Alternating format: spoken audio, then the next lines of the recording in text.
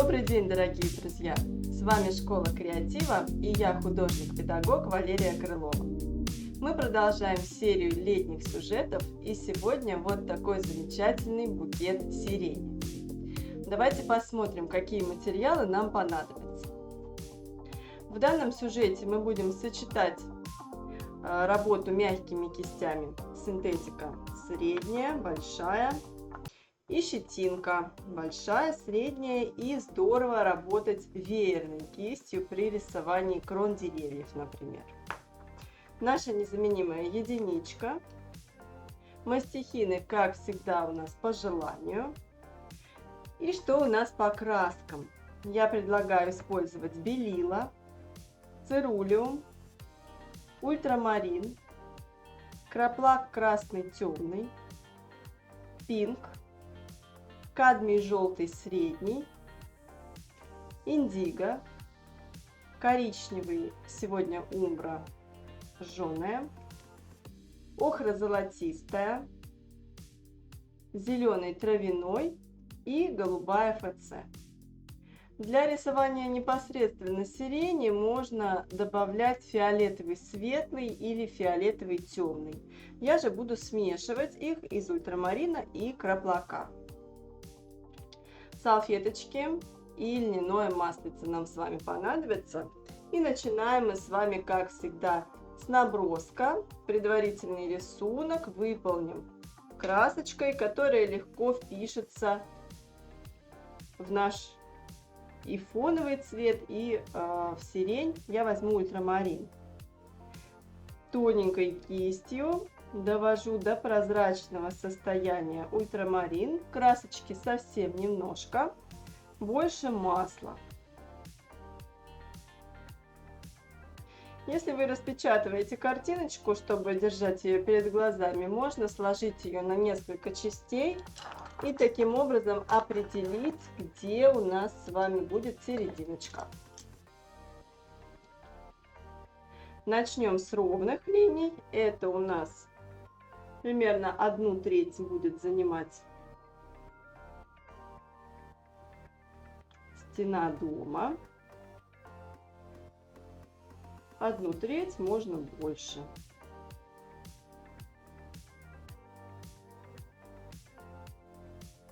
Дальше у нас небольшой выступ. Слишком ровно, если не получается рисовать на данном этапе, не нужно. Мы сейчас только накидываем детальки, чтобы всему хватило места. Элементы картины только располагаем. Когда вы убедитесь, что всему места хватает, тогда уже вы можете приложить кисть, либо распечатку, либо использовать ровный край палитры, чтобы выровнять все детали. Нам нужно убедиться, что нашей баночке здесь места хватает. Она стоит почти на самом уголочке. Пока только набросок. Никаких деталей сейчас вырисовывать не нужно. Где-то через центр баночки проходит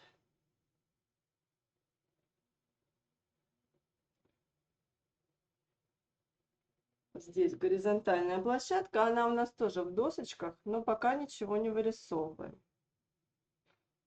Дорожка. И где-то вот так у нас растет травка. Замечательные одуванчики цветут. Соответственно, наш букет будет занимать достаточно большое место. Кстати, для букета можно и пинк взять, чтобы вам было видно, чтобы мы не запутались. Вы можете оставаться на ультрамарине, а я возьму красочку другую, чтобы вы не путались в моем наброске. Сирень вот таким образом асимметрично располагаются у нас с вами все ветки.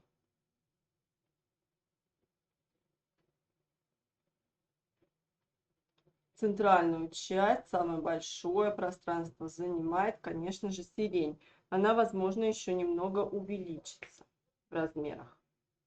Я вернусь на ультрамарин. Я напомню, что мы с вами цепляем маслице и салфеточка, которая у нас всегда в руке, вот таким образом вытираем кисточку. Вот когда мы с вами вот так прокручиваем кисточку, она остается остренькой. В будущем это нам очень сильно пригодится. Я возвращаюсь на ультрамарин, и сейчас я намечу крышу дома.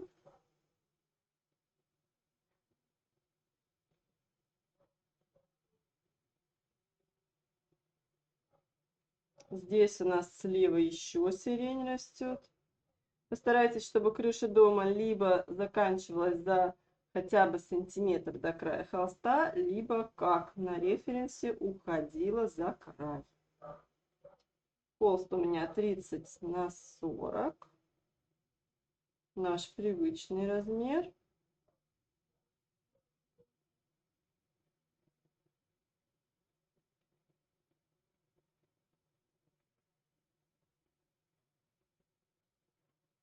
Накидываю, чтобы все у нас поместилось. Здесь козырек, там, скорее всего, за сиренью не видно, но продолжается стена, и еще куст сирени закрывает уголочек дома.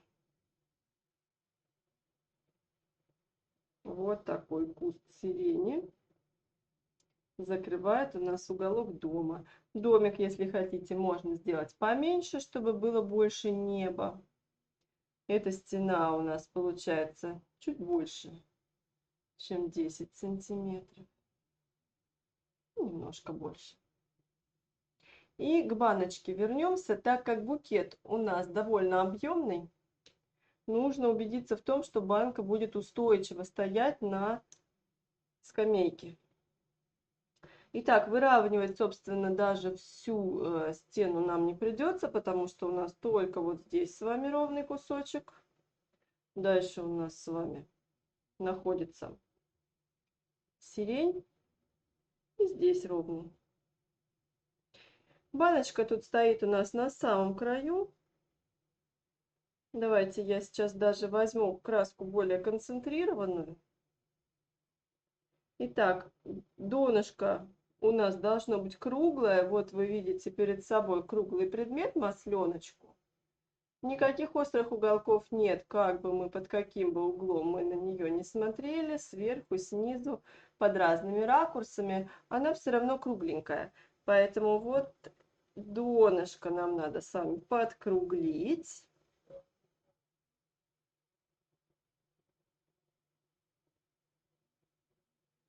Чтобы никаких острых углов у нас там не было. И донышко у нас просвечивается, поэтому вы видите здесь эллипс насквозь, на просвет. Ну, пока можно этим не заниматься, но иметь в виду, что для того, чтобы прозрачность передать, эллипс у нас там просвечивается.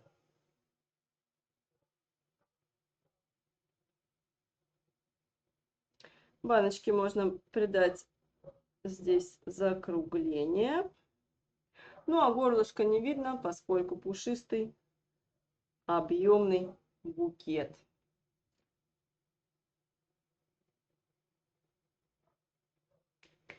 Посмотрим, чтобы баночка у нас не была слишком маленькой. И тогда уже померяем вот эту линию. Вы можете поймать угол наклона на референсе и перенести его сюда. Смотрите, здесь у лавочки немножко есть уголок, очень красиво, ультрамарином, голубым светится. Это, скорее всего, свет через банку проходящий вот таким красивым голубым цветом светится у нас на нашей лавке. Смотрите, чтобы баночка не заваливалась. Она у нас там стоит на самом краешке. Так, лавка состоит из двух дощечек. Перспектива здесь не такая глобальная, чтобы они уходили в пространство. Здесь, если хотите, можно дать несколько буквально миллиметров разницы. Главное, следите, чтобы мы с вами не в угол ушли верхней линией, не в самый угол, и нижней. чтобы уголок у нас оставался свободным. И у лавочки есть толщинка. Ну, ее можно не прорисовывать, ее можно будет вот из этого множества линий вычленить чуть позже. А вот на доме давайте тоже мы с вами. На доме уже есть перспектива. Здесь, смотрите, лавка под таким углом. Первый ряд досок так, потом так. И вы видите, как идут у нас доски наверху. Дом большой, и здесь перспектива есть. Между ветками сирени где-то нужно разделение дать. Так, дальше досочки пойдут так. Можно, конечно же, каждую доску не вырисовывать. Мы с вами это сделаем направлением мазочков, когда будем работать кистью. И потом уже, может быть, мастихинчиком прорежем расстояние между досками. И здесь у нас не совсем параллельно, а с небольшим изменением пошли другие досочки. А вот вертикальные линии, на них у нас перспектива не распространяется, поэтому они у нас ровненькие с вами должны будут получаться. То же самое у нас на дорожке, вот такими досками выложена дорога. Здесь доски меняют направление, очень красивый солнечный свет.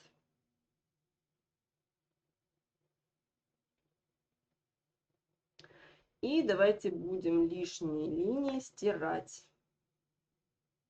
Салфеточку наматываю на пальчик и лишние линии протираю.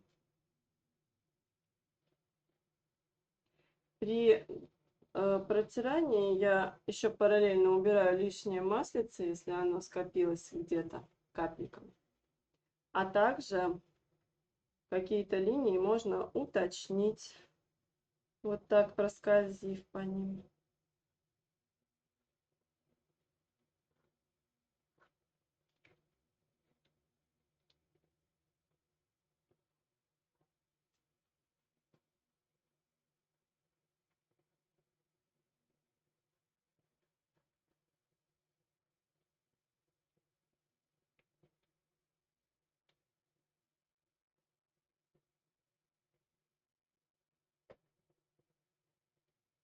Вот таким образом мы с вами сделали набросочек. Сейчас чуть-чуть буквально с тенями поработаем, определимся, где у нас тени. Ну, баночка практически вся у нас затемнена, здесь светится только краешек. Освещается та сторона банки. Вот сюда идет тень,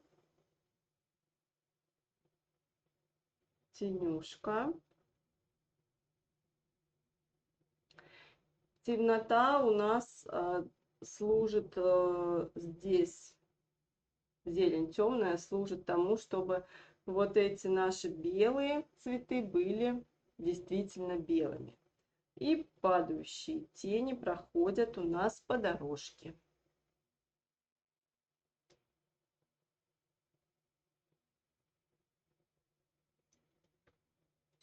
Начнем с вами с неба. Небо у нас более-менее такое равномерное. Можно делать цвет даже любой. Кто хочет с розовиночкой немножко, кто хочет, может смешать белила с голубым ФЦ совсем чуть-чуть, чтобы подчеркнуть солнечность. Я возьму белила, немножко цирулиума и голубой, который оставался у меня от набросочка. Хотите, можно чуть-чуть прямо розовенького добавлять. Чем сложнее цвет, тем интереснее. Поэтому сюда в основную палитру я не включала фиолетовые. Фиолетовый, светлый, фиолетовый, темный есть у многих производителей красочек. Пока рассказываю, закрашиваю небо в разных направлениях. Потом можно пальчиком объединить оттеночки. Можно брать фиолетовую краску для количества, особенно те, у кого большой размер холста.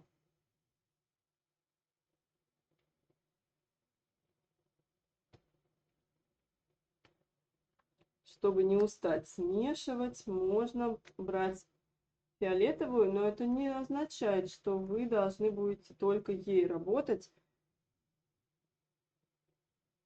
Ни в коем случае. Чем разнообразнее оттенки, тем лучше.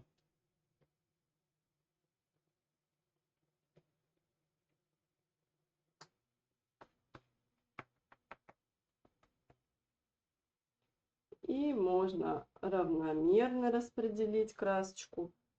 Можно оставить мазочками, которые будут имитировать облачка. Здесь нет облаков. При желании, кто захочет, можно где-то будет чуть-чуть высветлить.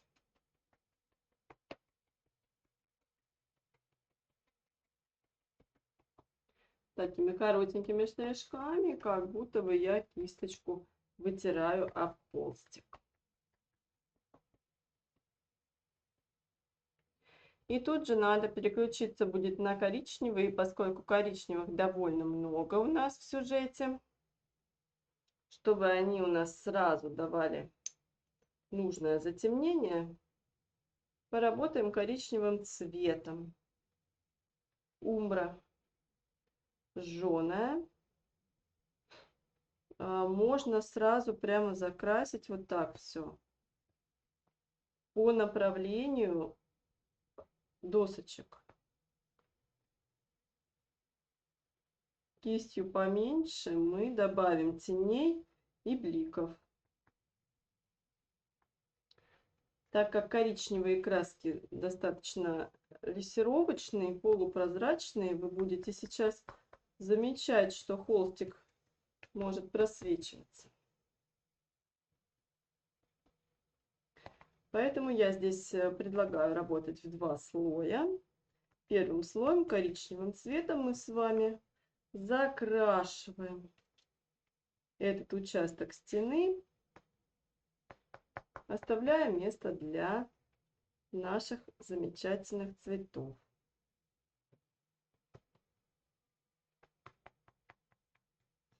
Где у нас досочки пошли в другом направлении, я кистью тоже меняю направление.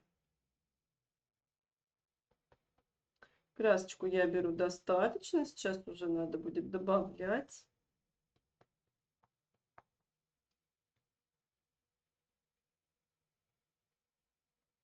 Перетемнить мы с вами не боимся. Во-первых, эта стена находится в тени. А во-вторых, высветлять в живописи гораздо проще, чем утемнять. Поэтому сразу же в начале нам потребуется набрать темноту.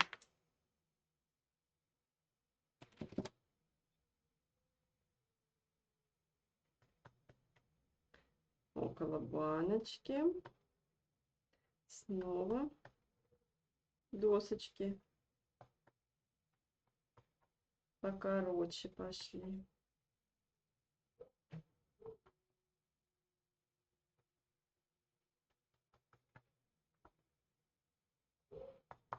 Вот здесь цвет совсем другой, там будет серо-голубоватый, возможно, это еще и доски крашеные, не только свет идет сквозь баночку, но и, возможно, прокрашены доски, поэтому здесь мы коричневым не будем работать. Здесь очень интересный, хороший цвет. Коричневого достаточно. Сейчас дальний домик на фоне мы закрасим.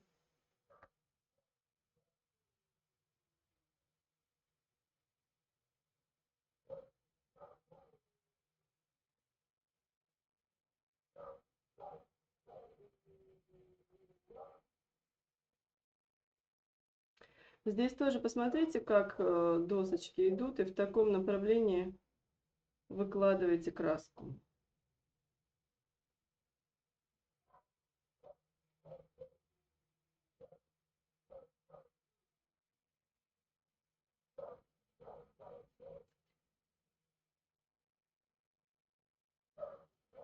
холстик немножко просвечивается.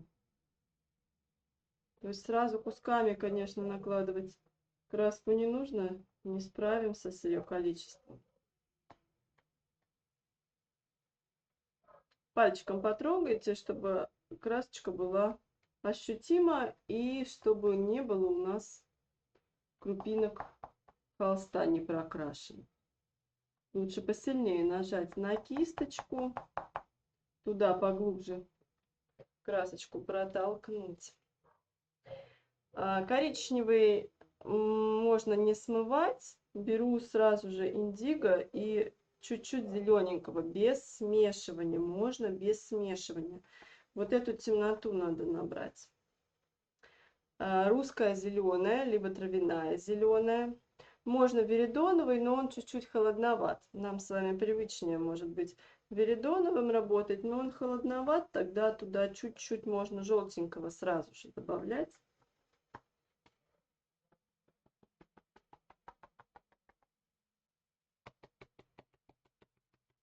Начинаю вот такими движениями работать, фактуру зелени создавая.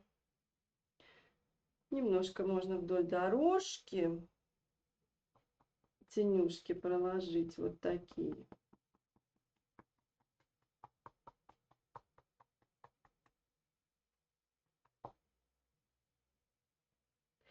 И здесь внизу у нас еще вот такая упавшая ветка сирени лежит. Для нее местечко буду оставлять. А вот тут внизу без смешивания я набираю коричневый, индиго, немножко зелененького. Вот здесь резкий переход, свет повыше, тень внизу. Вот тень внизу, не стесняемся, прямо набираем достаточно темную. Индиго, зеленый. Можно и синего ФЦ сюда добавить, потому что в солнечный яркий день тенюшки холодноватые могут быть. Индиго он тоже чуть-чуть синеватый, но можно и дополнительно добавить сюда. После высыхания некоторые красочки проявятся, может быть, сейчас не видны все эти переходики. Но после высыхания, после покрытия картины лаком, некоторые краски проявляются.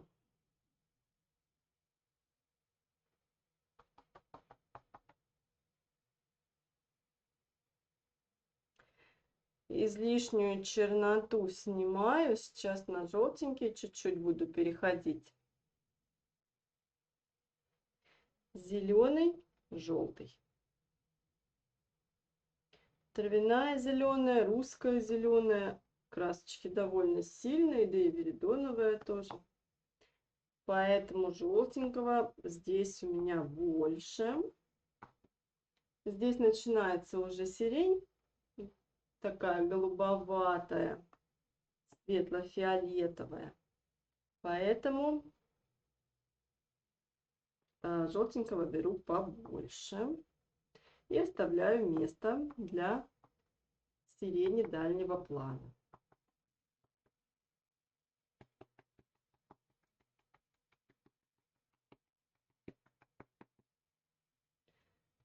Кисточку протираю, там внутри между волосками зеленой краски достаточно, поэтому я сейчас буду брать в основном только желтую. Закрашу травку сейчас. Травка растет вертикально, поэтому движения тоже вот такие вертикальные. Более мелкой кистью или мастихином мы здесь еще фактурки придадим. Поэтому первый слой я накладываю не точно.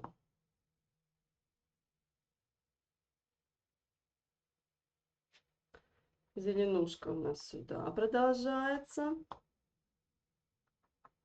Вон сколько много в кисти зеленого скопилось, что я беру только желтенький. Пожалуйста, сюда белый пока мы не добавляем. Белила сюда пойдут чуть-чуть попозже. потерпите с высветлением.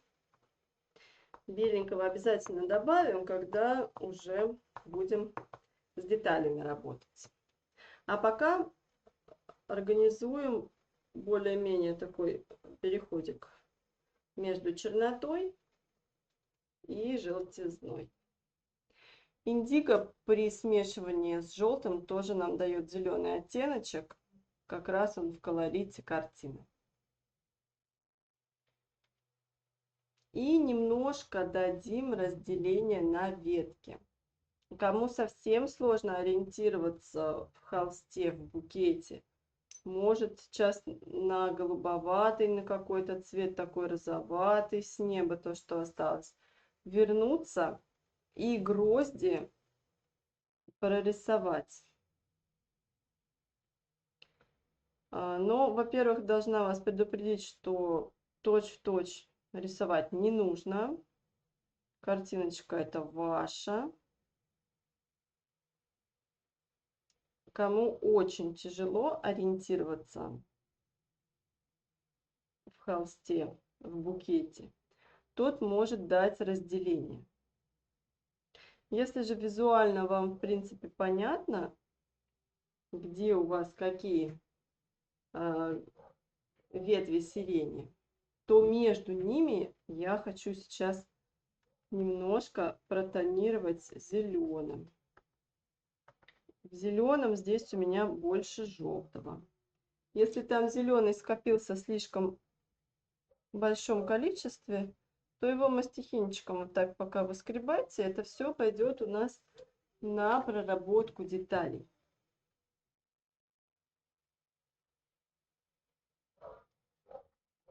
Около белой грозди, здесь маленькая розовенькая, дальше пошла зеленушка. Зеленушки не так уж и много. В растирочку. В растирочку для того, чтобы не мешалась зелень фиолетовым. Зелень, которая выходит у нас на фон, мы можем прописать отдельно. Сначала позанимаемся фончиком. Еще момент такой, что стеклянная бутылка, ее тоже в несколько слоев будем писать. Сразу же сюда организуем темноту. Индиго коричневый. Чуть-чуть охрочки можно.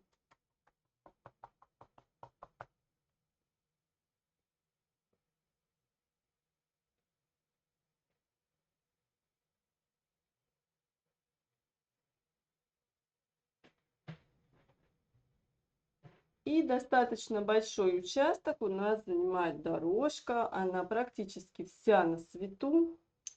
Цвет очень интересный. Вот здесь буду смешивать на белом. Коричневый, немножечко индиго. И чуть-чуть, прямо капельку краплачка, чтобы такая была розовинка. Капельку краплачка. Можно делать ее разную, можно потеплее взять чуть-чуть охрочки. Главное, что направление движения кисти там, видимо, выложено тоже досками. И вот вдоль направления этих досочек мы и работаем.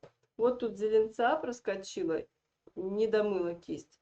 Пускай она остается. Белый, коричневый, можно немножко индиго, а дальше ваша фантазия чуть-чуть с розовинкой или же с охрочкой. Можно и то использовать, ведь красочка заканчивается достаточно быстро. Когда подмешиваете, немножко можно поменять пропорции.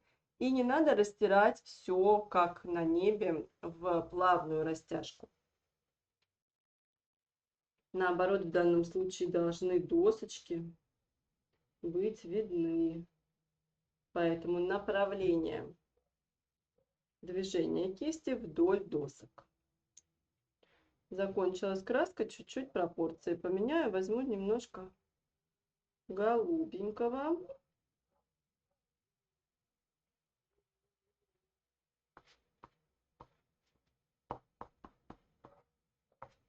На тени буду брать больше фиолетового, а сейчас немножко голубого. Сейчас у нас белый с вами преобладает. Белого сейчас больше.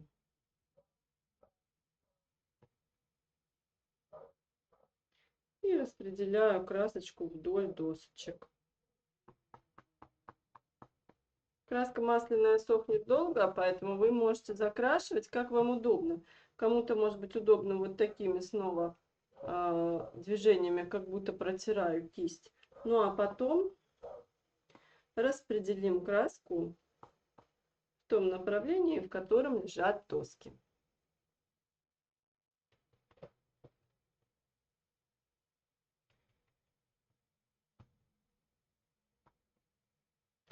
Коричневый, белый, немножко индиго. Тени положим мы потом. И проследите, там где-то у нас меняется направление.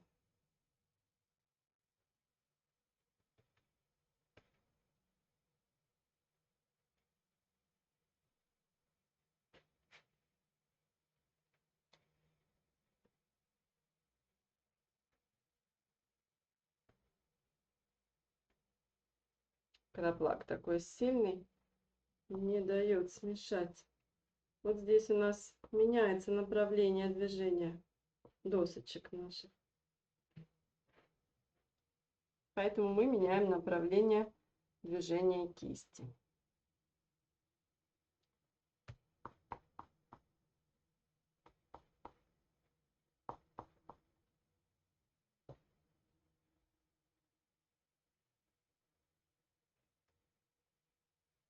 На свету такой же цвет у нас присутствует на нашей лавочке, ну а в основном здесь голубые.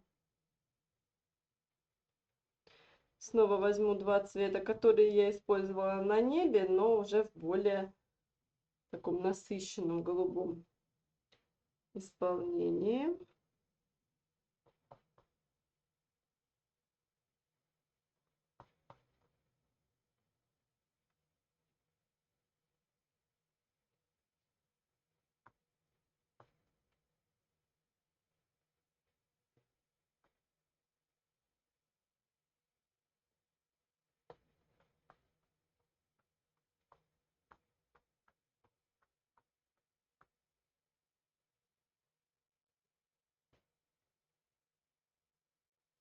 Ультрамарин, цирулиум и белила.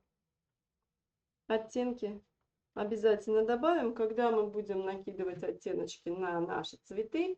Они у нас будут появляться на палитре. Мы их еще в несколько мест сразу же будем распределять. Сейчас тенюшечку я заканчиваю. Голубой цвет на донышко на банке. Распределяю. И падающая тень я вернусь на индиго с коричневым.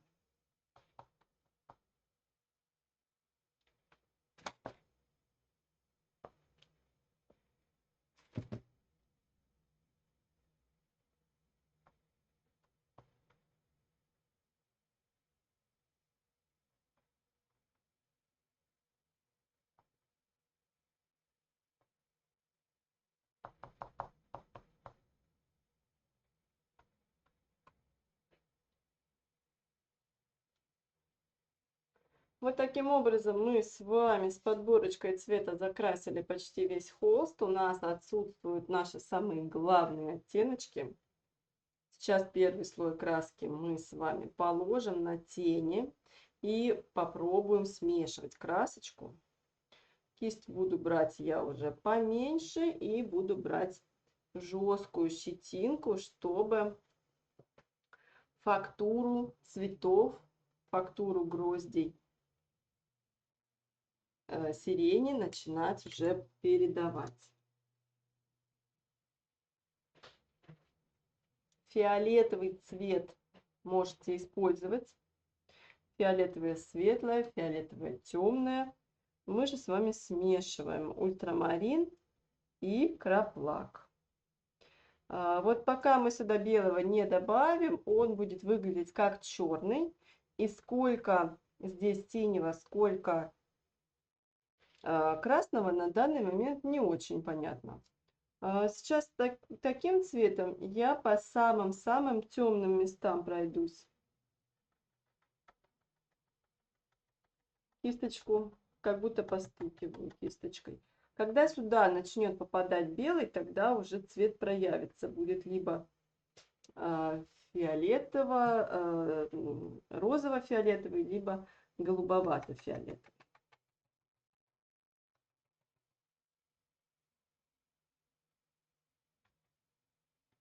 Чтобы объем был не только у каждой грозди, но и у всего букета в целом, обязательно вот такие затемнения мы с вами примакивающими движениями делаем. И, пожалуйста, красочку мы не экономим. Пинк можно подключать где-то на темных. Но вообще вы можете сирень сделать любую. Кто любит какой цвет, такой можно, и такому цвету отдаем предпочтение.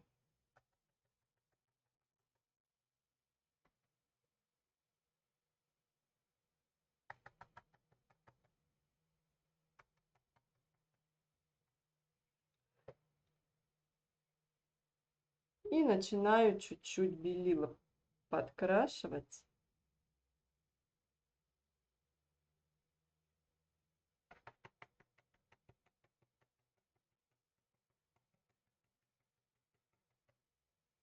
Сейчас мы только в рамках оставшегося белого холста работаем. Потом мы возвращаемся на деревянную фактурку. И уже после этого мы поработаем с гроздями еще раз.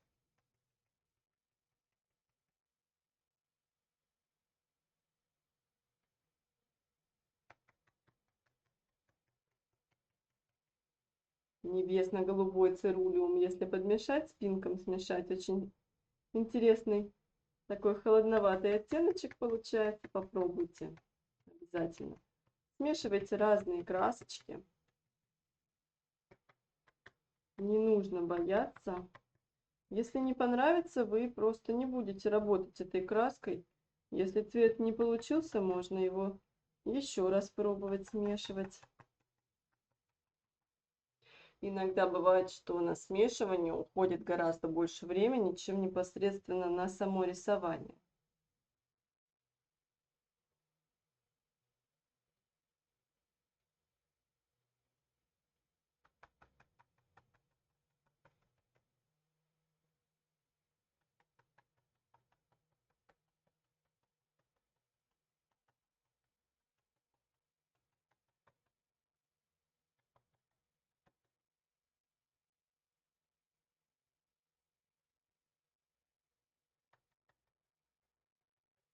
Для белого не осталось тут места, но я его обязательно расположу чуть позже, когда буду работать мастихином.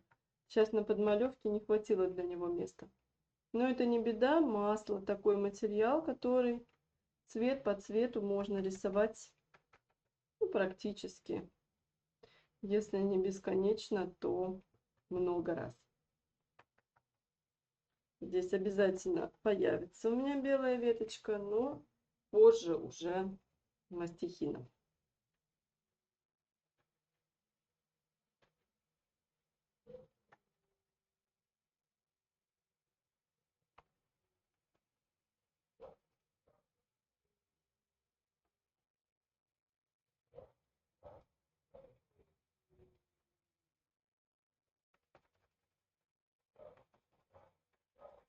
Белые ветки я сейчас не буду рисовать.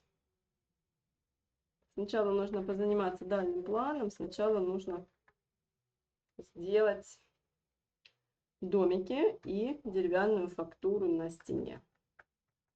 Белый цвет, он очень капризный, но в то же время не дает утемниться. Поэтому сейчас Я для белого оставляю белый холст. Работать дальше это не помешает. Попробуйте смешивать пинк с белилами и красный краплак с белилами. Будет два разных цвета.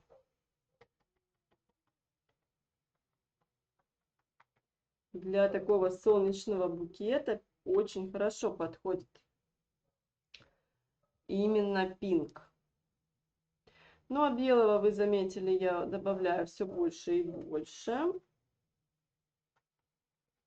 Верхние ветки я пока не трогаю, буду с ними работать после того, как домик у нас появится на дальнем плане.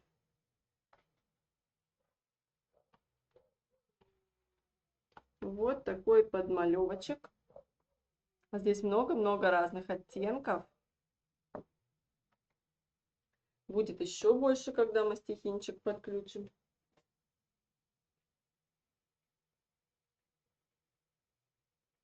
А пока возвращаюсь к дальнему плану. Кисть поменяю. Кисть возьму синтетику плоскую, чтобы домик сделать более детально. Но не забывайте, пожалуйста, что домик у нас на дальнем плане, поэтому там каждый кирпичик на трубе и каждую трещинку, конечно же, мы прорисовывать не должны с вами. Индиго. Я даже не увлажняла кисть, потому что индиго и коричневые, они такие достаточно краски неплотные, поэтому... И плюс у нас первый слой уже лежит, сейчас кисть будет скользить неплохо. Вот такой треугольничек индиго прорисовываю, потом здесь будут у нас доски. И левая часть крыши достаточно темная.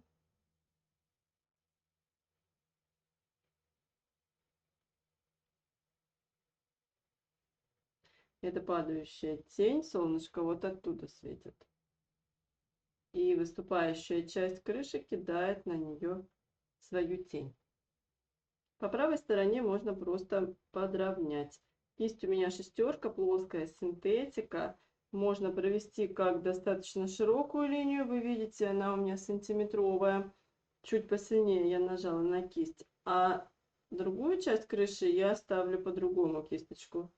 Линия получается довольно тонкая и изящная.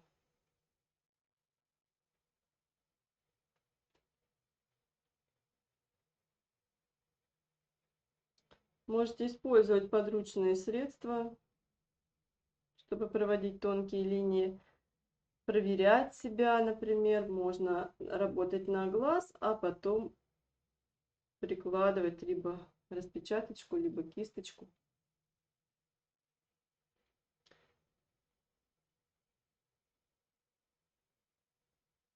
Ну и, конечно, нужно показать нам фактуру дерева, нарисовав пространство между досками.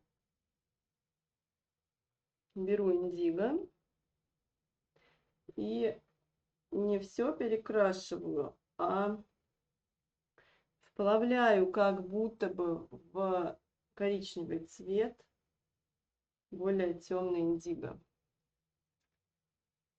Вот здесь немножко бликует камера, поэтому вот такие вертикальные должны быть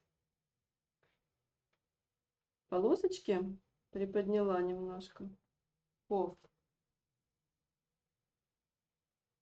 И давайте возьмем фиолетового немножко. Это может быть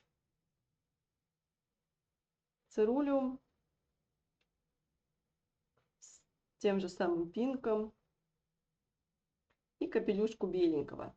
Для того, чтобы немножко разнообразить доски. Здесь на самом деле на вот этом козыречке больше таких элементов. Ну а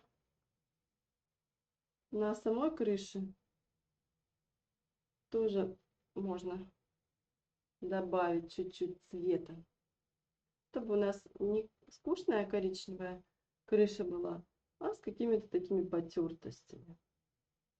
Может быть, когда-то был домик крашеный, Если даже нет, то рефлексы в яркий солнечный день, особенно от такого яркого куста сирени, обязательно будут присутствовать. И на этом этапе можно будет подключить сюда сейчас мастихинчик. Спускаемся дальше. Разделение козырька, вот такой более светлый цвет. Постарайтесь работать единой линией. Даже если краска у вас закончилась, у меня она закончилась, но я все равно продолжила вести линию. Более светлая красочка, чуть-чуть белил.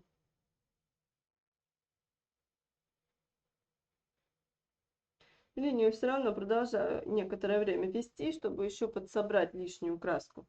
Ведь у нас не только цвет передает форму, но и направление красочки, в каком направлении лежит краска. Поэтому, проведя полупустой кистью до конца, я немножко сняла слой красочки.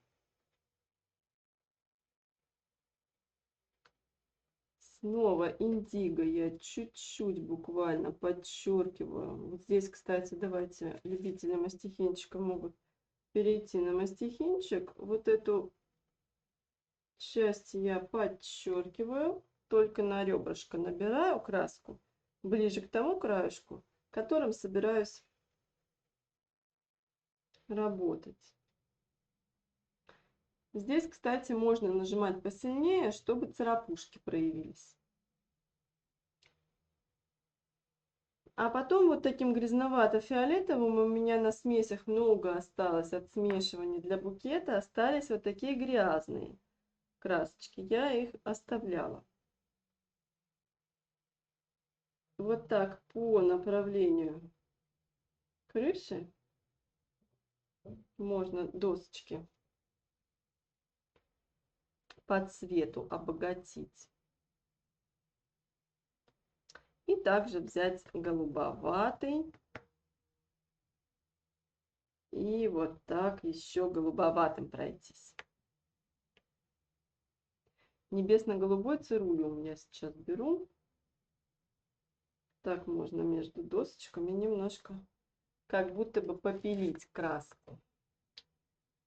Светло слишком вышло. Сейчас я добавляю цирулиум.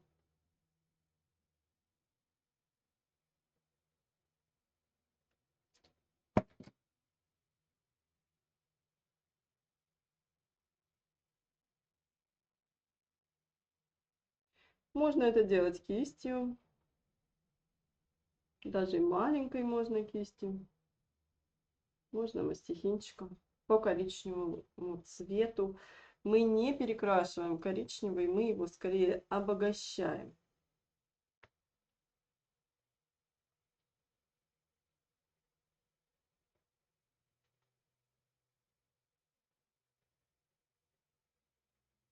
Цирулиум здесь смешивается с коричневым, но нам и не нужен ярко-голубой, как на небе. И, конечно, возвращаюсь я на индиго и козырек крыши внизу вот таким образом заканчиваю. Эта тень уже внизу, под крышей. Дальше здесь будет закрыто сиренью.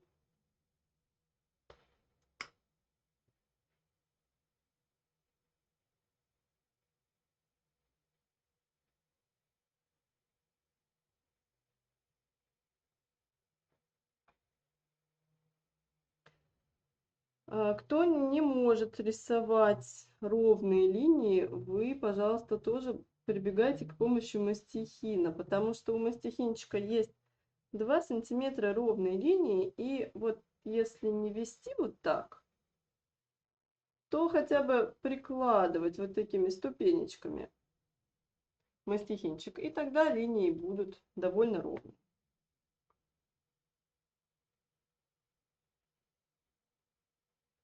Дальше перегружать краской я не буду этот дом, потому что сюда сейчас будет ложиться у нас сиренька.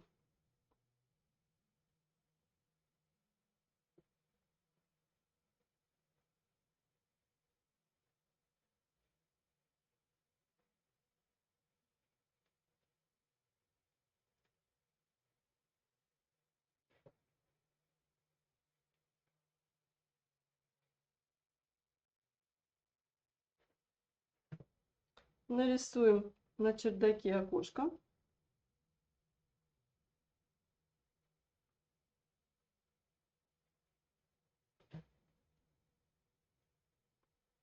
И светом его выделим сейчас.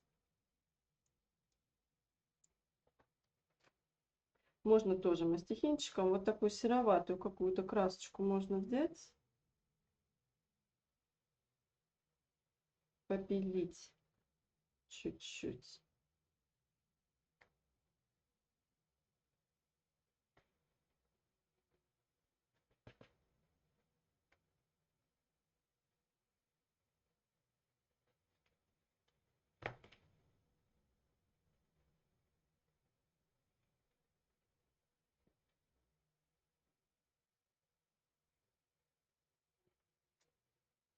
И давайте сразу же, вот у нас такая серая масса уже появлялась. Это от смешивания досок на полу. Нарисуем трубу.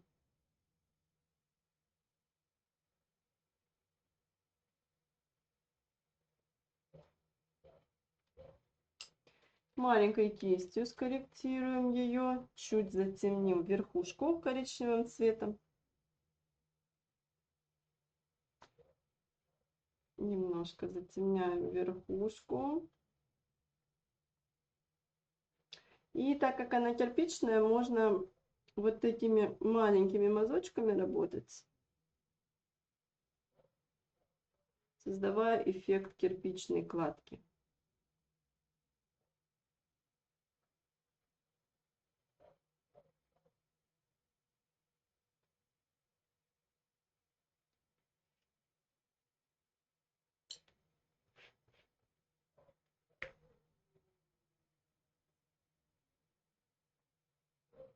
Если труба у нас светлая, то в яркий солнечный день там будут у нас и голубые, и фиолетовые, но не в чистом, конечно, виде, а вот такую грязючку я собираю специально мастихином, развожу грязючку. И вот такая труба у нас появляется с вами. При рисовании трубы я попортила домик, бояться не нужно. Поправляю. И вот труба у нас оказывается сзади.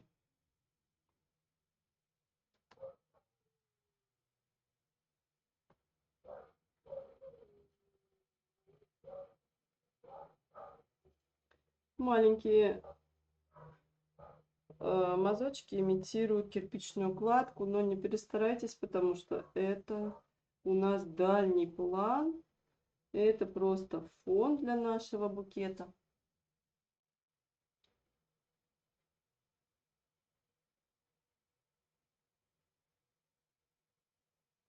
Чуть-чуть подровняю козырек. И двигаемся дальше. Теперь можно заниматься ближней к нам стеночкой. Она тоже с такими потертостями голубоватыми. Уплотняю краску коричневую.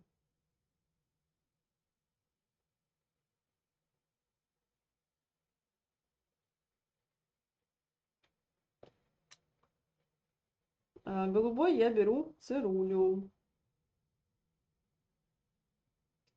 И сейчас стеночку подравниваю. Какие-то такие потертости здесь создаю. Можно резать. Фактура дерева любит, когда резаные линии тоже присутствуют. Померяю сейчас стену. Чуть-чуть пошла криво. Поправляем обязательно. Здесь небольшой участок стены.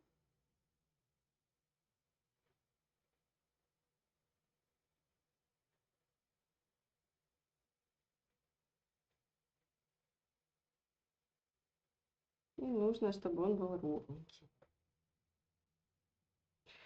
Дальше мы с вами на индиго немножко сейчас переключаемся. Можно кистью, можно мастихином. Нам нужно с вами горизонтальные вот эти щели между досками обязательно обозначить.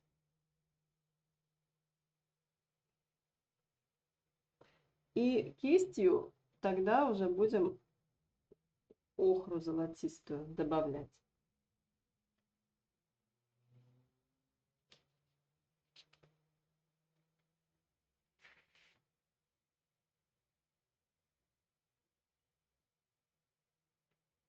Там пойдет уже в другом направлении.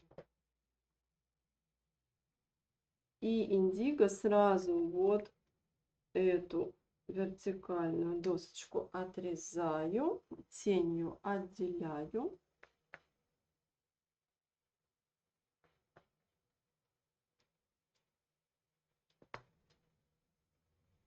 Можно поправить, если краска ложится кусками, поправляю единичкой.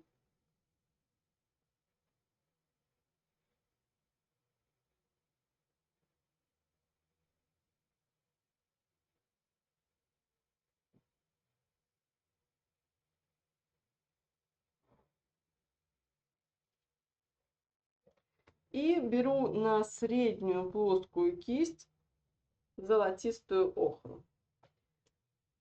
Светлая охра, она не такая интересная для дерева. Я беру золотистую. И досочки некоторые, ну не некоторые даже, а все, но не перекрашиваю, а именно немножко добавляю им света. То есть коричневая краска, она у нас остается. Она основа для нашего дерева. Перекрашивать ее ни в коем случае не нужно всю, если только она легла не плотно. Если холст просвечивается, а ведь если просвечивается холст, то у нас нет нужного затемнения. Только если холстик просвечивается, тогда стоит вернуться на коричневый цвет.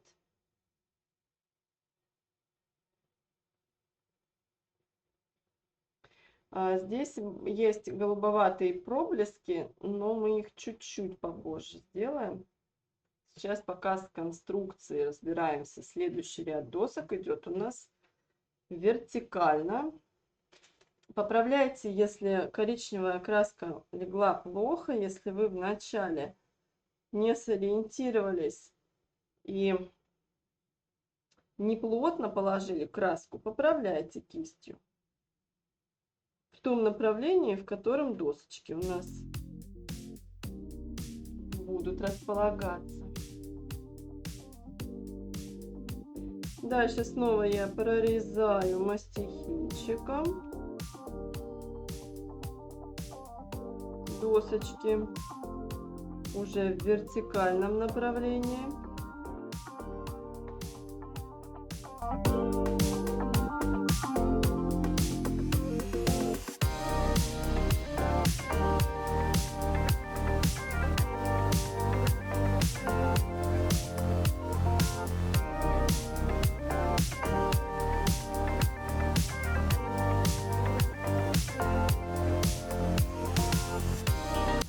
В вертикальном направлении мы с вами отделяем одну досочку от другой. Можно маленькой кистью, можно мастихинчиком с помощью индиго.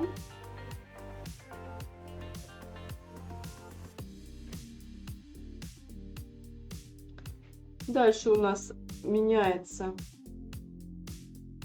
а здесь досочки сверху набиты, поэтому там такая толщинка. Посмотрите внимательно. Чуть больше здесь кладу, пошире. Индиго кладу побольше, чтобы выступали чуть-чуть доски. Стыкуем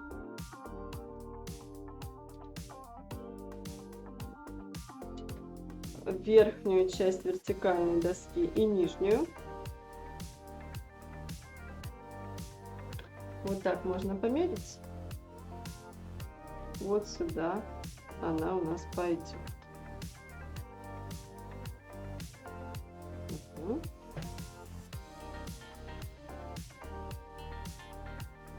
Обязательно ее подтемняем. И здесь пошел снова ряд досок.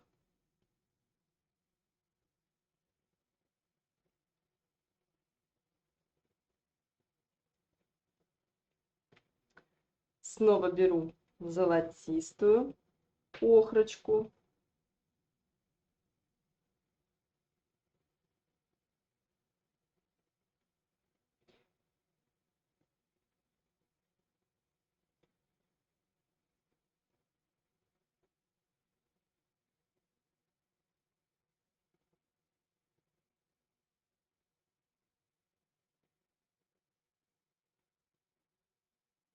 Здесь побольше кладу золотистой охры. Здесь такой поярче у нас цвет. Коричневый цвет довольно простой. Золотистая охра добавляет солнечности.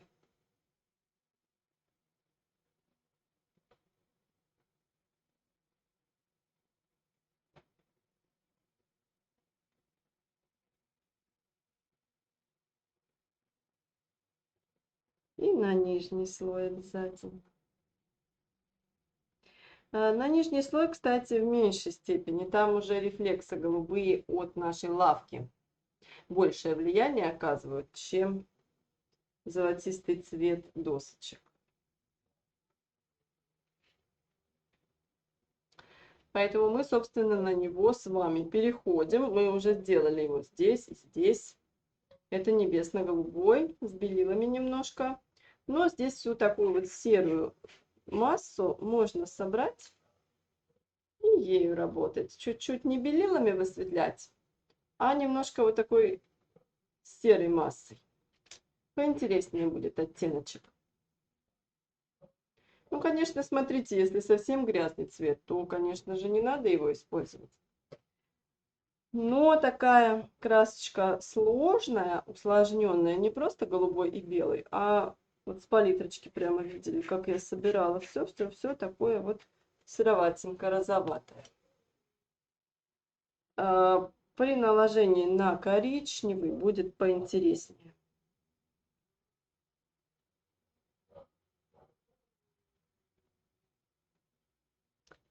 Я в начале мазочка ставлю кисточку.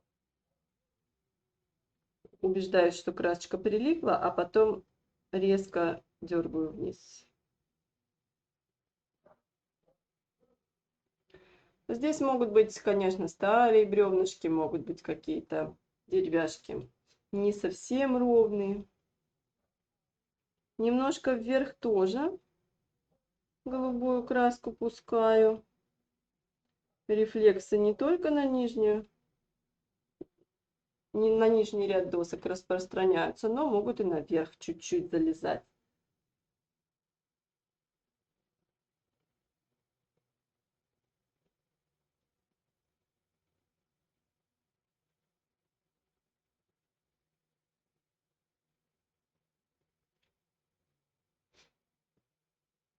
Немножко ультрамарина можно тоже смешать, не обязательно с белым, а с таким разноцветным цветом.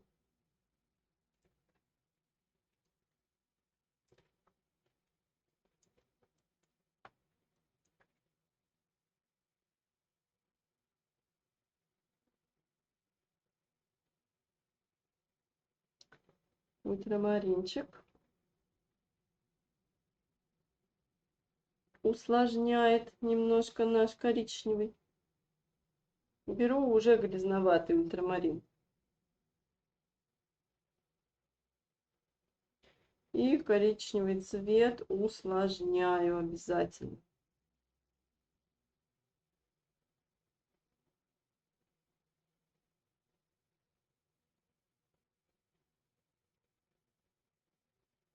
Здесь не боимся попортить.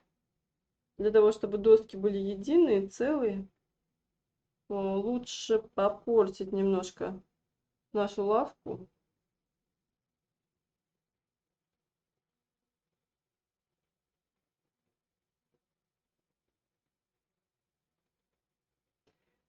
И можно маленькой кистью пройтись более детально с розовеньким охра золотистая с розовым цветом. Немножко. Можно опять же мастихинчиком, можно такой полупрозрачной краской. Маслица, если вы не заметили, добавляю. Охра и чуть-чуть розовиночки. Немножко подчеркиваю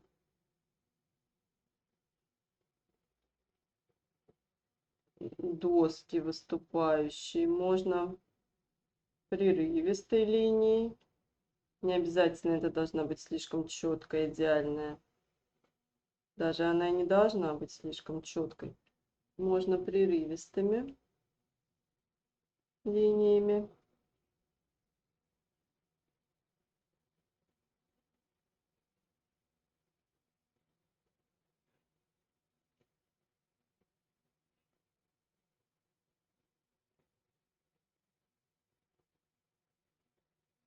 Поразглаживаем досочки. Здесь в горизонтальном направлении.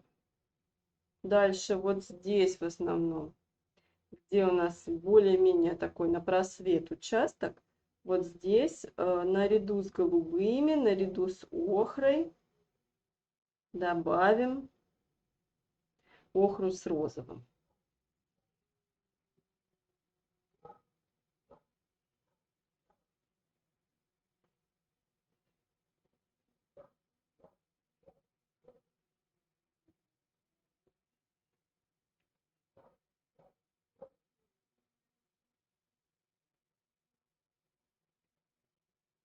Тоненькой кистью вплавляю чуть-чуть. Это рефлексики. Вот таким образом наша коричневая с вами поверхность приобретает более сложный, более интересный цвет и деревянную структуру.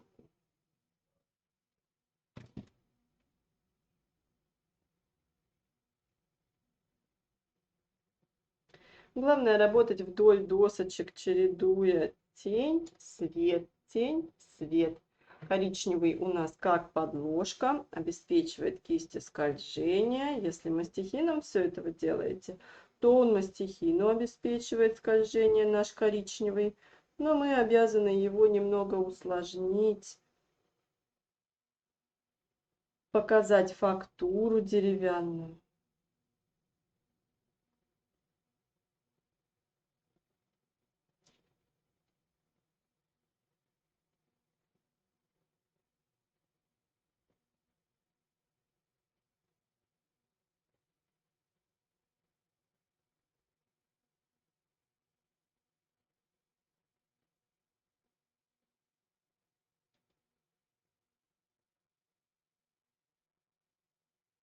К баночке подъезжаем поближе. Ни в коем случае пространство между банкой и стеной мы не оставляем. Там такой холодноватый немножко цвет.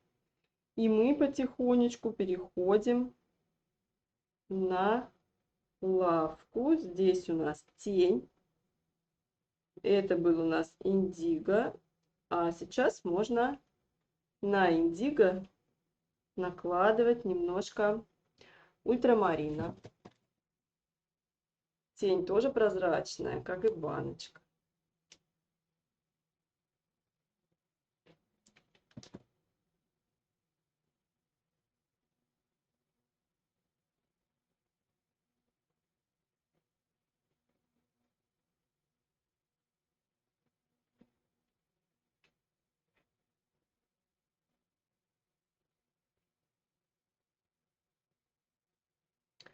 Ну а саму лавку, если первый слой лег недостаточно плотно, то я накладываю второй слой, ну и плюс еще, конечно, я подравниваю. Когда рисовала заднюю стеночку, немного наезжала на нашу лавку. И сейчас я поправляю. Здесь голубые. Лавка крашеная, скорее всего. Поэтому голубой цвет сюда вдоль досочек. Здесь всего 2 доски. Не перекрашивайте тот цвет, который у вас есть, просто поправляйте. Вот, например, уголок уехал, я его поправляю, выравниваю. Вот здесь уголок утемняю чуть-чуть, вот это место, где лавка приделана к стене, немножечко утемняю. А здесь отсюда пойдут уже фиолетовые, это уже рефлексы. Рефлексы и тень от нашего объемного букета.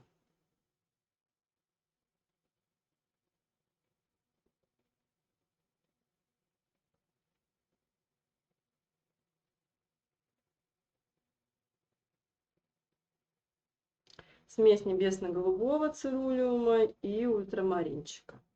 Ну и давайте навстречу сразу же фиолеточки немножко сделаем. Фиолетовый, это у нас, я напоминаю, ультрамарин и краплак, только нам он здесь нужен в более грязном таком варианте, поскольку это не сами цветы, конечно. Поэтому немножко можно загрязнить коричневым, если у вас получился, как назло, идеально фиолетовый цвет, то в данном случае его загрязнить можно будет коричневатыми.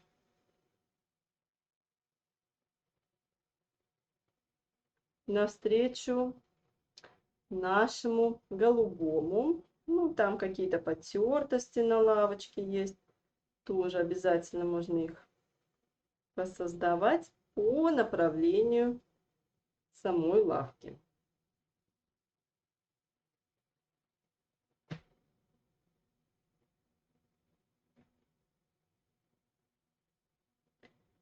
И серо-голубой цвет можно индиго сюда добавлять немножко в цирулиум.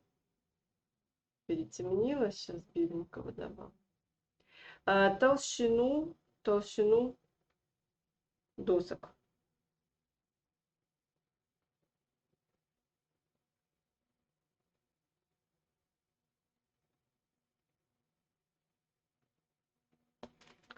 Толщину досочек.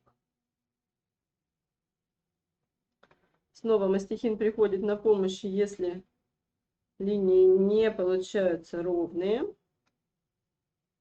Здесь вот таким образом ступенечками по 2 сантиметрика, шаг за шагом можно выровнять. Это те делают, кому тяжело даются ровные линии. Индиго набираю на ребрышко мастихина, и щель между двумя досками, она здесь совпала с тенью. Заодно как раз под банкой посильнее накладываю тенюшку. И вот такая щель там прерывается у нас на упавшую веточку, поэтому там мы на домысливание зрительным тоже оставляем. А вот толщину обязательно нужно показать этих досок. Край подвожу черненьким. Вот такая толщина досок пошла до упавшей ветки. Дальше пошло в кривь, но я не буду поправлять, потому что там у меня будет все равно упавшая веточка. Вот таким образом. Вот тут надо будет поменять направление досок. Вот таким образом закончить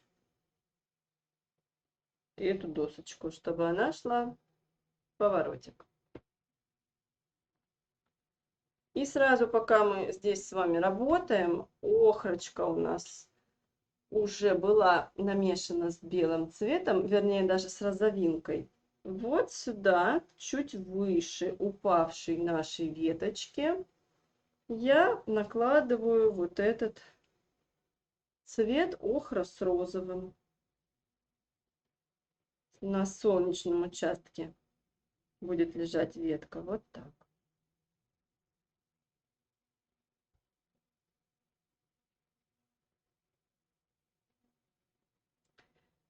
Мы с вами продолжаем работать с таким цветом охро-розовый. Розовый не пинк, а белый, да, с розовым. То есть не чисто розовый. Белый, конечно, участвует. И поработаем сейчас одновременно, кстати, и с баночкой, и схожий цвет у нас на дорожке. Мастихином снова можно коричневым или индиго прорезать досочки.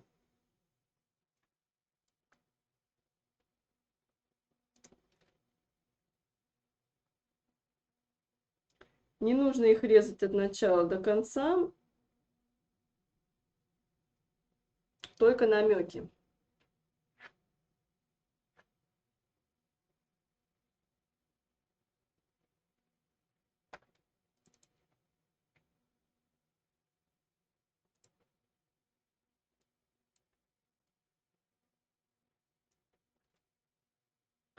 Только вот такие намеки.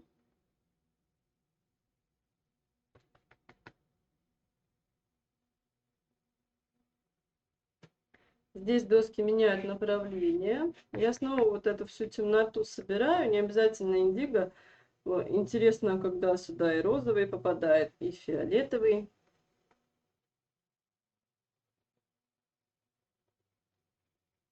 Это тени, это щели между досками.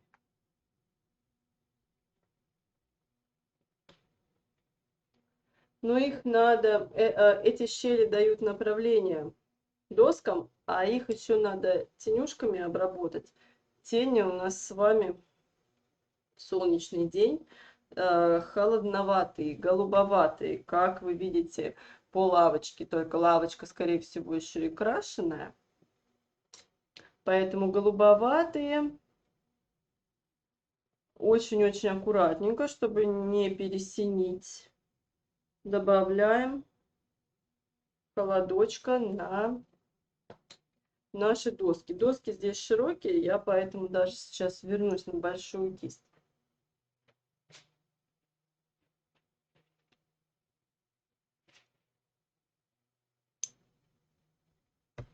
Мы не перекрашиваем. Если первый слой у вас лежит не плотно и белый холст виден, да, но в данном случае ничего страшного, здесь у нас поверхность-то не очень темная.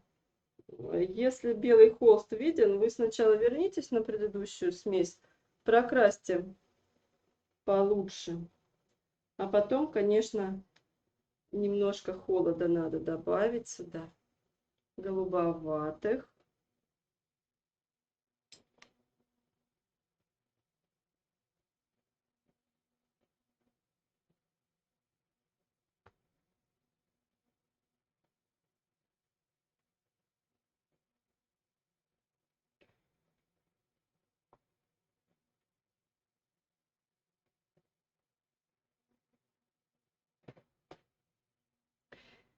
И фиолетовые тени сразу же сделаем с вами от вот этой травы и вот от этой травы. Это у нас уже был такой цвет у нас. Ультрамарин краплак и коричневый. Чуточку беленького добавляю, чтобы посмотреть, чего там больше, чего меньше. Ну, одним цветом выкрашивать в любом случае не нужно. Вот по этому, кстати, живописному кусочку вы можете увидеть, что там даже не один и не два цвета. Плюс еще сейчас зеленушка будет чуть-чуть мешаться, но в то же время и создавать дополнительный цвет. Кисточкой работаю в разных направлениях. Это не направленный свет. Это не ровный предмет кидает тенюшку. Это у нас травка, которая растет как хочет. Поэтому окончание теней вот такое рваненькое должно быть. Коричневый ультрамарин краплак. При добавлении белого, а у нас белый уже здесь с вами есть на холстике, вы видите, какого цвета больше, какого меньше. Но на одном не надо застревать. Где-то посинее, где-то по розовее.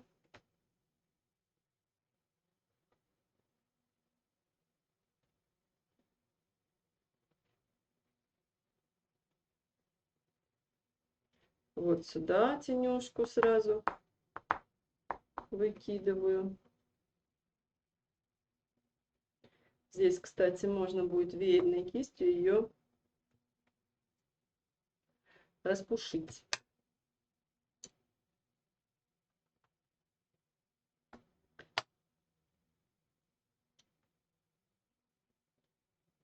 Если здесь не получается рваного контура, можно веерной кистью немножко добавить пушистости этим теням.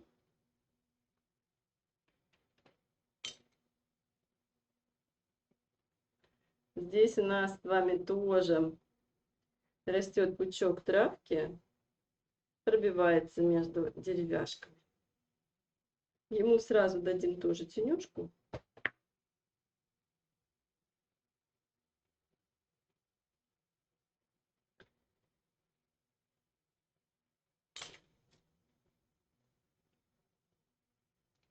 И все внимание на баночку. Баночка стеклянная, баночка прозрачная, стоит на природе, поэтому все оттеночки, которые у нас есть в окружении, они обязательно должны будут проявиться в самой баночке. Мы уже создали достаточную темноту, мы положили индиго, коричневый и охру. Буду работать маленькой кистью. Проверьте, пожалуйста, наличие темной глубокой тени непосредственно под банкой. Там, где банка касается лавки, в этом месте должна быть очень-очень темная глубокая тень. Вот здесь. Индиго. Дальше она усложняется охрочкой. Вот сюда охры добавляем, у кого ее мало. Ну, ее много не будет на самом деле. Зеленый здесь перебьет, даже если сейчас лишнего сюда добавите. Главное, вот сюда на тенюшечку просвет от банки накинуть охру. Чуть-чуть зелени.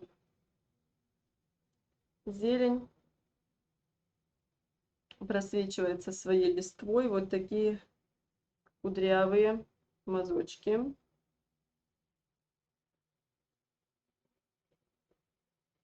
Не перемешиваем все в кучу. Мы уже создаем глянец, поэтому охра с индиго может плавненько смешиваться, переходить из одного цвета в другой. А вот сейчас уже мы добавляем детали, это у нас внутри с вами листья. Их уже мы не втираем, растиркой уже не занимаемся. Голубой на донышке, проверьте, должен был лежать у нас голубой на донышке. Если его нет, давайте вернем. И он у нас будет обеспечивать прозрачное дно.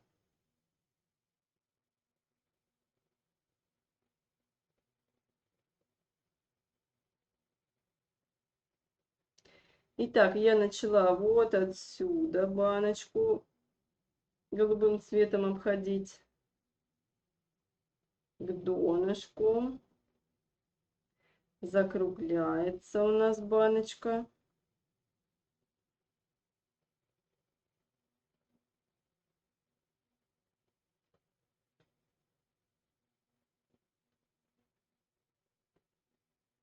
А сюда поярче возьму беленького.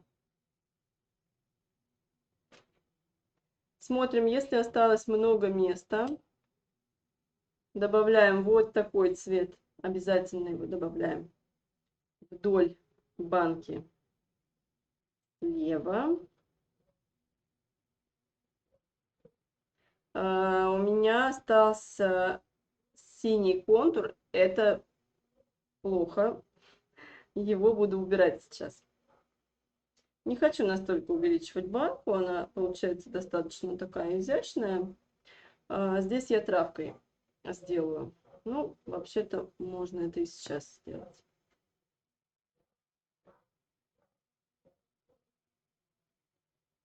Травка. сюда. И теперь, когда холста белого нет, я уже спокойно могу окончательную форму придать баночке.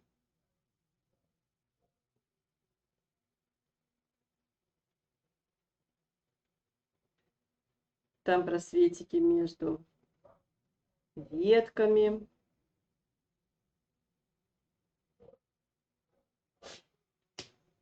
Белую красочку беру, здесь яркий-яркий блик, вот сюда кладу его. Можно мастихинчиком это сделать.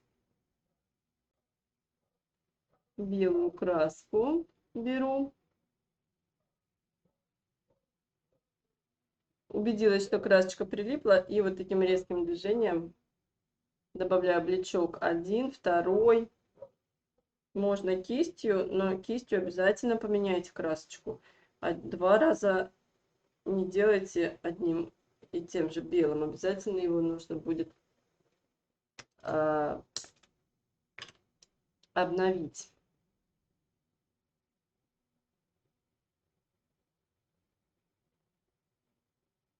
На донышко блички добавляю и ими выравниваю сейчас баночку. Смотрим так немножко издалека, чтобы она была ровненькая, симметричная.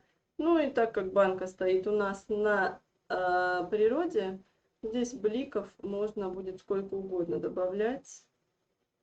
Смотрите, если она не видна на фоне стены, например, то можно вообще-то тонкий бличок протащить вдоль всего правого краешка банки. Но на самом деле глаз так устроен, что вот по этому направлению он достроит баночку наверх. Вот здесь у нас есть ровная линия, а здесь зритель сам в состоянии достроить эту форму, потому что форма банки, она привычна всем. Блики добавляю. И с одной стороны чуть-чуть на сужение опускаю баночку для того, чтобы она у нас закруглялась. Вот здесь как раз закончу бликом.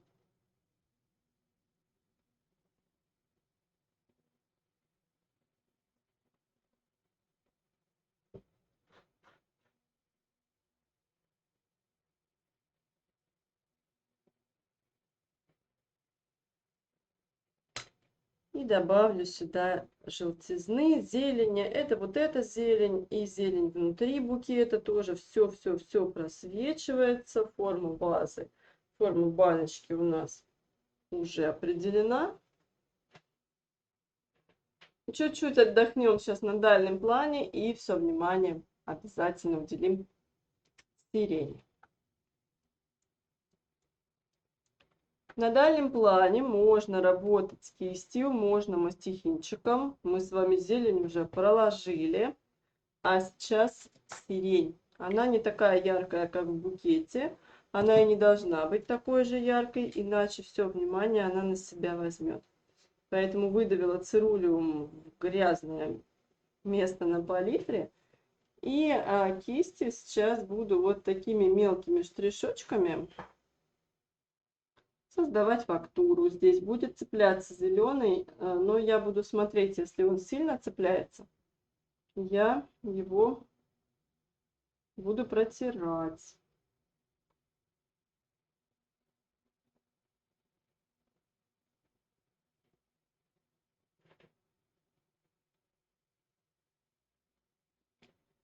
Снова вот эту грязючку все можно подсобрать, потому что в тенях сирень не такая яркая. Не вся сирень находится на свету. Вот на теневых участках как раз можно такой грязючкой работать.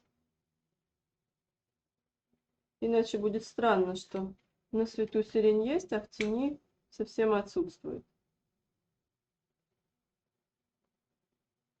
Ну и цвет сирени, конечно же, самый-самый бывает разнообразный. Любые оттеночки холодно-розовые. пурпурные, фиолетовые.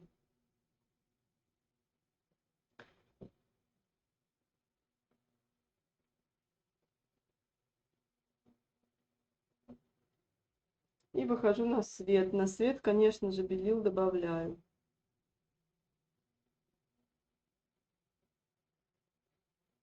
Нужно, сейчас мастихин тоже введем, но нужно, чтобы не было у нас дырочек. Чтобы дырочек не было.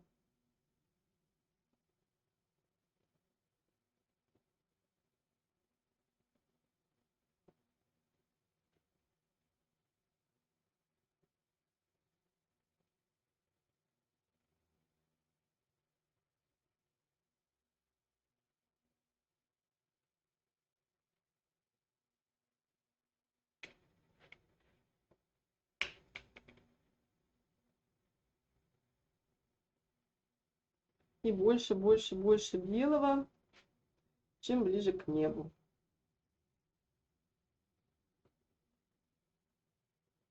Куст не должен быть шарообразным, поэтому разные веточки торчат в разные стороны. Сейчас я мастихинчиком поработаю.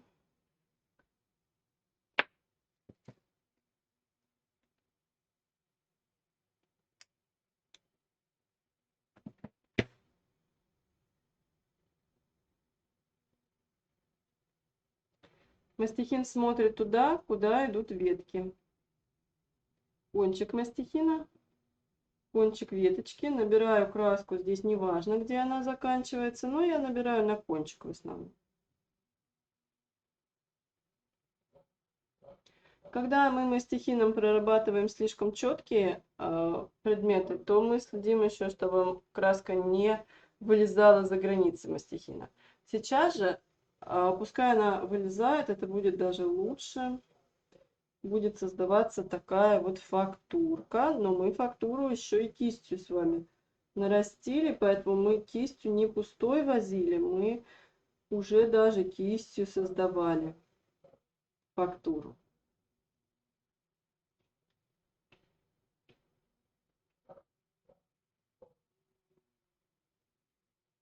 Потихоньку на фиолетовый цвет переходит. Я розовенького побольше сюда добавляю. Здесь у нас белая ветка, вот чтобы она была видна. Здесь цвет чуть посложнее. Ну и сейчас на темноту тоже вернемся. Сейчас не так выразительно светится сирень в отсутствии темноты.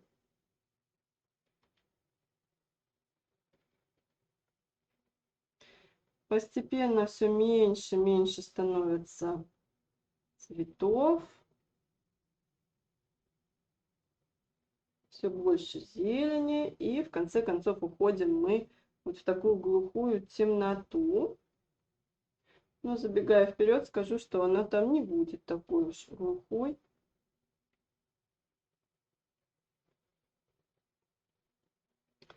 Ну что же, надо набрать темноты. Сейчас вы сами увидите, как будет сирень загораться. Итак, вот сюда мы с вами индиго клали голубой ФЦ и травяную. Сейчас я предлагаю черным цветом уже не работать. Индиго с травяной, они тоже дают достаточно темный цвет, если у нас не подмешивается белого. Но мы специально сюда еще не клали белый, чтобы он не подмешивался. Ну а с той сирени, которая у нас уже наметилась, стараемся аккуратненько прорабатывать. Коричневый можно с голубым ФЦ брать, он тоже достаточно темный, когда коричневый, это у меня уброжженная. Но это не так важно, можно и вандик, и Марс коричневый, потому что в чистом виде мы его и не использовали. Вы видите, что мы его смешивали, коричневый цвет.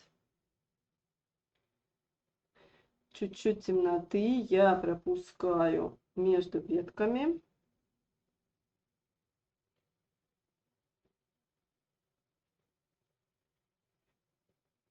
И желтизны обязательно. Сюда не будем уже желтизны, конечно, добавлять. А вот наверх там какие-то вот такие яркие, светящиеся ударчики обязательно есть. Так как мы здесь использовали с вами коричневый и ФЦ, то желтый лишь их обогащает. Сюда, кстати, можно охру светлую добавить. В основную палитру я ее не включала, но можно при желании сюда охрочку светлую добавлять. И смотрите, что нам надо зеленушкой обойти. Вот здесь буквально один мазочек. Вот эту белую ветку сирени должен будет удерживать. Вот эта темнота, это зелень с того дальнего куста, но она будет способствовать тому, что у нас эта веточка белая будет держаться, будет видна.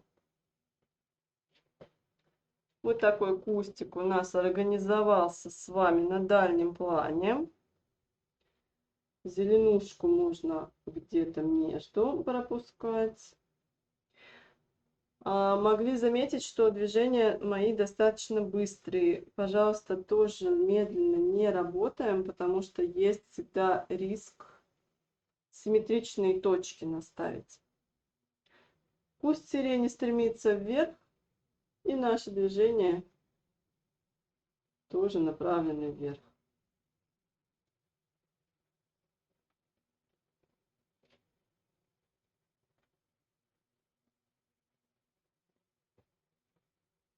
Вот таким образом спускаемся ниже. И там у нас можно веерную кисть подключить, поле одуванчиков. Чтобы они были пушистенькие, на веерную кисть я чуть-чуть набираю желтые краски. Но она, видите, уже сама усложняется здесь, потому что желтый цвет очень слабенький. И чтобы одуванчик зажечь именно желтым, нам надо будет еще постараться.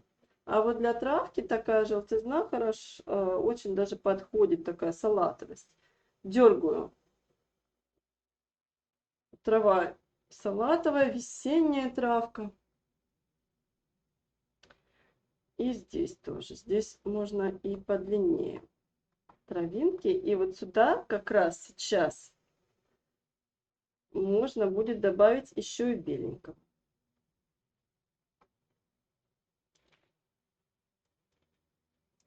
Охры сюда тоже добавляйте. Можно золотистой, можно охры светлой. Главное, поймите, что это у нас куст, а трава, она растет совершенно в разные стороны. Ее пока еще не успели постричь. И пока она растет, дергаю вот так кисточкой в разные стороны, пушистость создаю. Вот тут замечательный кустик хочет тоже вырасти.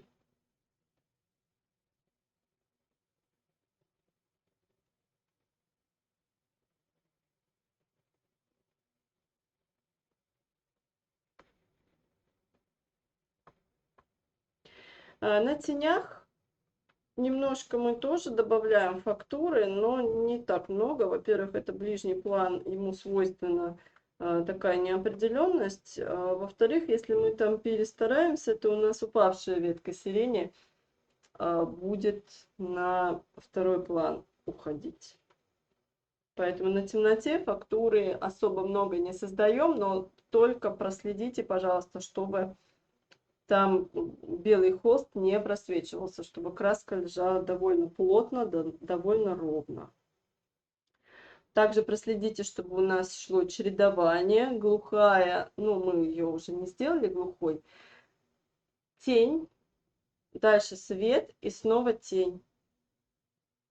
Проследите, пожалуйста, есть ли у вас вот эта вторая тень от одуванчиков, которые растут вдоль дорожки.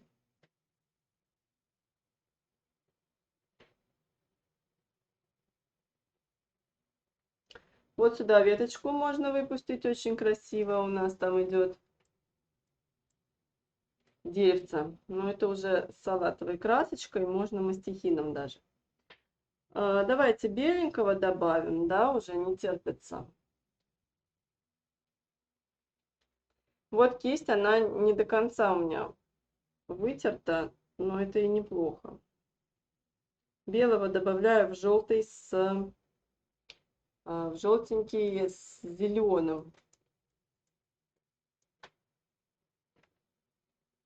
Смотрите, верхнюю кисть можно расположить так, закрасив много, а можно расположить вот так.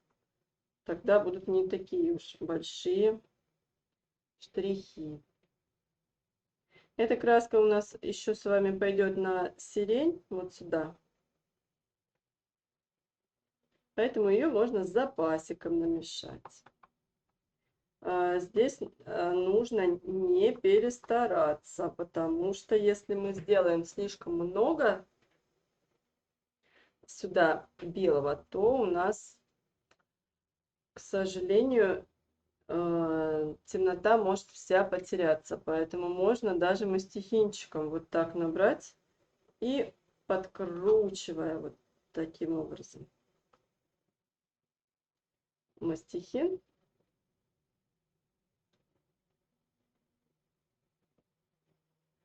Прорезать вот эти светленькие травинки. Темнота под ними должна оставаться, поэтому лучше сделать их поменьше по количеству, чем всю темноту закрасить вот этим цветом. Белый цвет, он очень-очень сильный и мгновенно убирает темноту, если перетрудиться. Поэтому мы здесь будем смотреть, чтобы вот этот контраст ни в коем случае у нас не пропал. У нас здесь еще должны загореться фонарики, одуванчики. Они и желтенькие, и уже беленькие. Вот к ним, как раз к этим беленьким, можно подтянуть вот так белые стебельки. У одуванчиков они толстенькие и как раз беленькие. Вот можно сейчас здесь двух зайцев как раз убить. Две задачи. Высветляем светом и готовим для одуванчиков белые стебельки.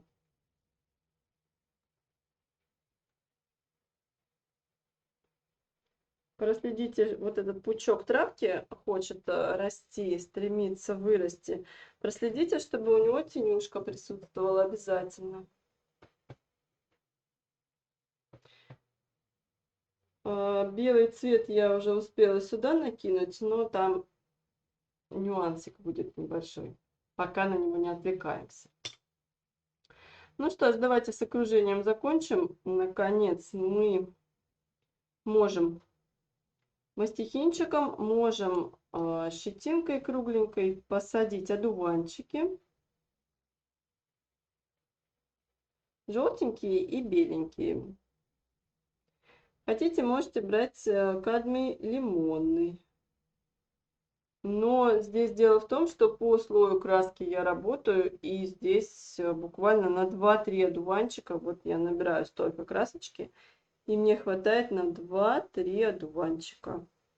И опять же работаем чуть-чуть с ускорением для того, чтобы не посадить их в рядочек.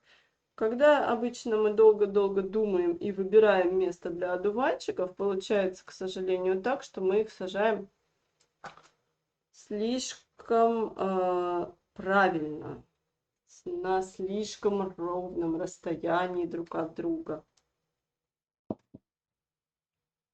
Не стоит этого делать. Посмотрите, как хорошо одуванчики желтенькие загораются на фоне вот этой темноты. У кого темнота не набрана, у кого одуванчики не загораются, пожалуйста, вернитесь на данный участок. Индиго был первым слоем, а вторым слоем мы оживляли коричневый, зеленый травяной и голубая ФЦ в тенях тоже замечательно подходит. Вот сюда в тенюшки тоже залезаем. Здесь тоже, пожалуйста, проверьте, достаточно ли у вас тень. Если недостаточно, то усильте ее. Это будет способствовать и дальнейшему рисованию веточки. Поможет нам сирень здесь нарисовать.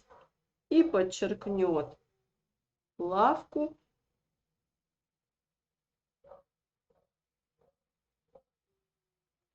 И вот такую фактурку мы с вами создаем, зажигаем наши одуванчики. И то же самое сейчас сделаем беленьким цветом. Пушистые одуванчики вот здесь можно вот так покрутить. Набираю, краски хватит на один одуванчик. Набираю. 1, 2, 3 попробуйте, и вы сможете рассчитать количество краски, которое нужно на один шарик пушистый. Набираю красочку и чуть по кругу вот так, такой розеточкой. Снова набираю. Не поленитесь на каждый набирать. Лишнее вытираем. Здесь расход краски не такой большой, потому что за 2-3 одуванчика вы сейчас рассчитаете количество красочки и сможете нарисовать белые пушистые одуванчики. И здесь тоже на темном фоне они будут хорошо смотреться. Одуванчики в разное время все зацветают, поэтому здесь и желтые у нас с вами, и беленькие будут присутствовать.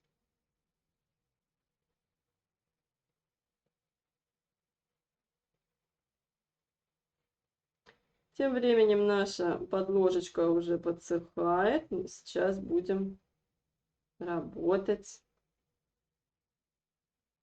с нашей сиренью. Вот сюда, кто хочет еще, красиво там будет смотреться вылезающий такой кустик. Деревце торчит с той стороны. Можно маленькой кисточкой, можно на мастихинчик, на кончик набираю краску. Но что кистью, что мастихином, чуть-чуть подкрутите вот таким образом.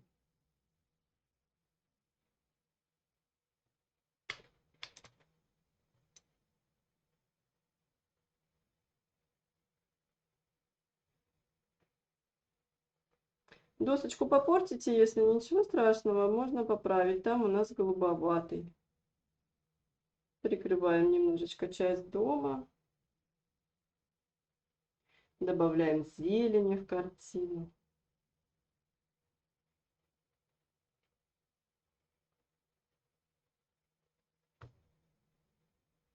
Чуть-чуть, если домик попортили, то поправляем. Голубоватой краской.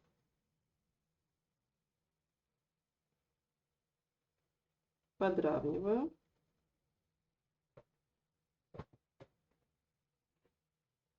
И все внимание на сирень.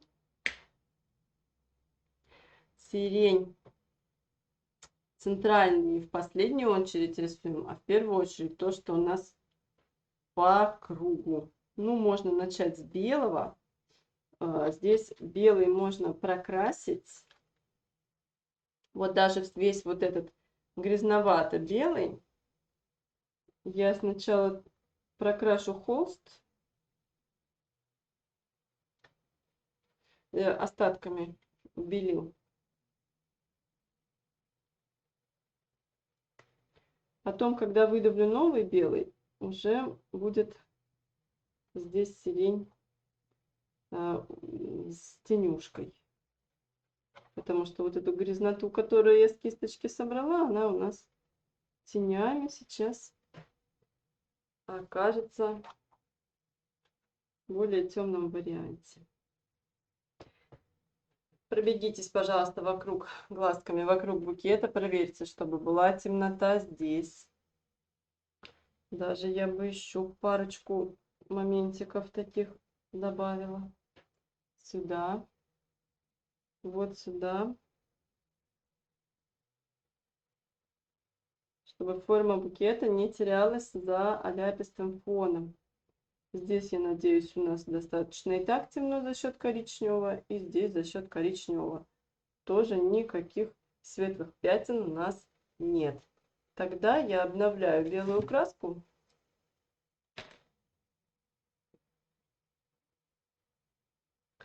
Можно работать единичкой, можно работать маленькой кистью, можно работать мастихинчиком, набирая краску на самый-самый кончик. И вот такими примакивающими движениями создавать фактуру. Не бойтесь использовать много красочки. Потом после высыхания будет она под разными углами светиться. Это очень интересно.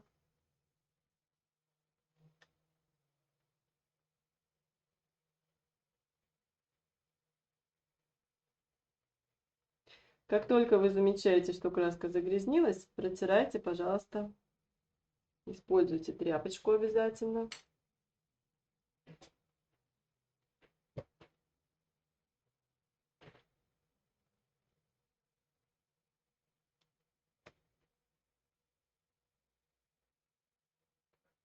И нужно будет смотреть издалека, чтобы наши веточки были пушистые и раскидистые. Поэтому мы очень робкими движениями, но все же мы выходим за границы намеченные наших веток. Только очень аккуратненько мы следим, чтобы вот таким мастихином мы уже не работали. Либо им можно работать в тенях, но никак не на свету. Поэтому опять рассчитайте количество краски и лучше набирать поменьше, но протирать почаще. Дергаю сильно достаточно. Отрезаю как ножичком столько краски, сколько мне нужно. И вот так дергаю. То есть если ветка идет вот туда, то мы мастихинчик крутим вокруг предполагаемой веточки. Но у нас здесь не прорисованы ветки, их не видно. Смотрю, что там с тенюшками. Вот такая грязь у меня тут есть. Если переборщила с белизной, то внизу можно добавлять такого голубоватого цвета на тени. Можно пальчиком вот так работать. Те, кто за собой замечает аккуратность, что слишком все ровненько, не получается делать линии разнообразные, могут использовать еще салфеточку. В таком случае лучше бумажную. Салфетку нужно смять так, чтобы ни в коем случае не было ровного, одинакового следа. И вот таким образом пройтись. То есть мастихин, он и так, в принципе, нам дает неровные контуры, но все же, когда пальчик у нас один, да, когда кисть у нас тоже определенного размера. Иногда получается так, что веточки, все мазочки очень-очень аккуратные и слишком одинаковые. Чтобы такого не было, можно к салфеточке прибегать. Вот таким образом мы можем кисточкой работать. Тоже множество мелких штришков. Кто не хочет работать мастихинчиком, работайте кистью. И дальше пошли на следующую веточку. Следующая ветка у нас розовая. Здесь у нас пинк и белила, но здесь нет задачи перекрасить ту подложку, которую мы сделали. Есть задача усложнить по цвету и по фактуре.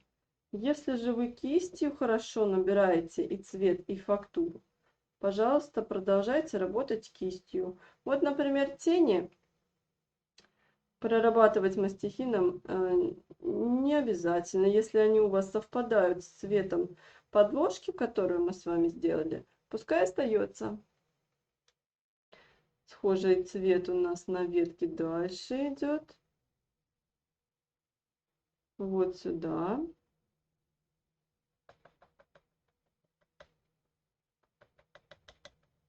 Не набирайте краску на весь мастихин, иначе у вас будут параллельные линии чередоваться. Набирайте красочку на кончик. Здесь кропотливая работа. Цвет меняем, чтобы вот так плотно друг к другу шлепать вот эти мазочки, так как вот, ну вот так на сантиметр я набираю краску, и то это может привести к параллельным линиям. Желательно даже еще меньше. Вот такая кропотливая работа. На тенях краплачок добавляю. Вот здесь тоже сейчас пойдет маленькая беленькая веточка, а она у нас окружена краплаком.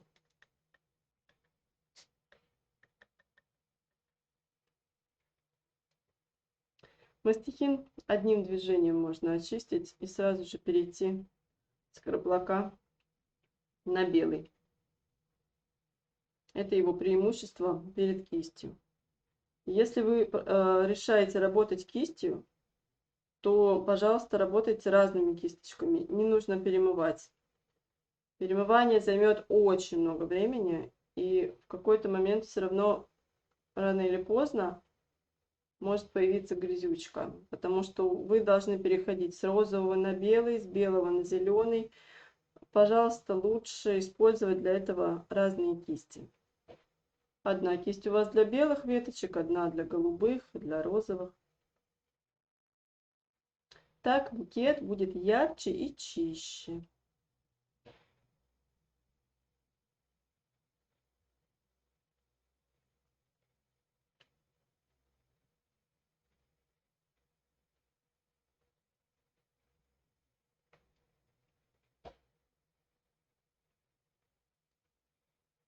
На свет возвращаюсь. Фиолетовый цвет. Это у нас пинк ультрамарин и много-много-много белого.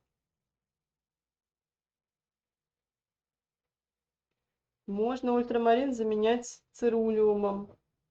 Разные используйте варианты, как и приемы вот такие примакивающие. Чередуйте, то салфеточкой попримакивали, то пальчиком, то мастихинчиком, то периодически на кисть переходим. Вот когда есть фактура, когда много красочки, ею можно управлять. Ей можно вот таким кончиком примакивать, салфеточкой, как я уже до этого показывала. Например, избегать параллельных линий, как раз можно вот так пробежаться салфеткой.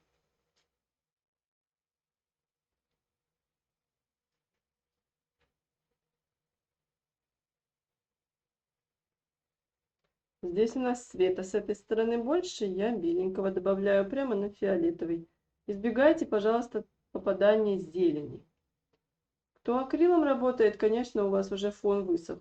А кто работает маслицем, поаккуратнее. Здесь мы стараемся избегать попадания зеленого цвета.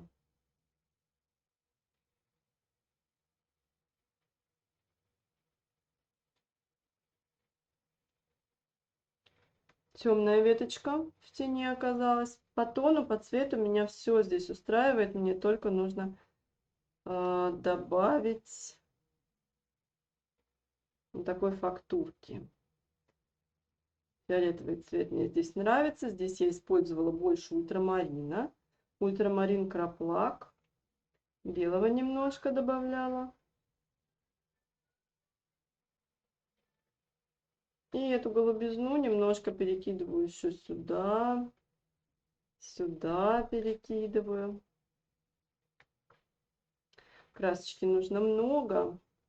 Но сразу много я даже не рекомендую намешивать, потому что когда у вас заканчивается краска, вы вынуждены намешивать новый цвет. И он всегда другой. А чем больше у нас оттеночков, тем интереснее, тем живописнее наша картина.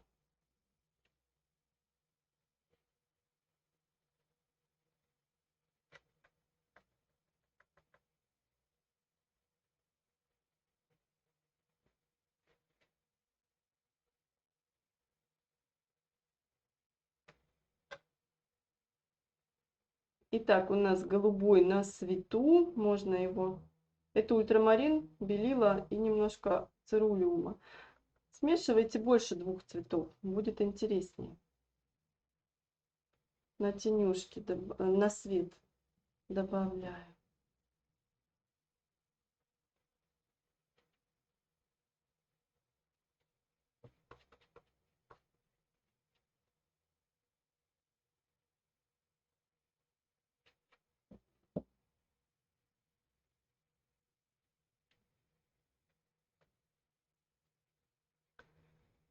Не ленитесь вытирать мастихинчик. Кисть тем более.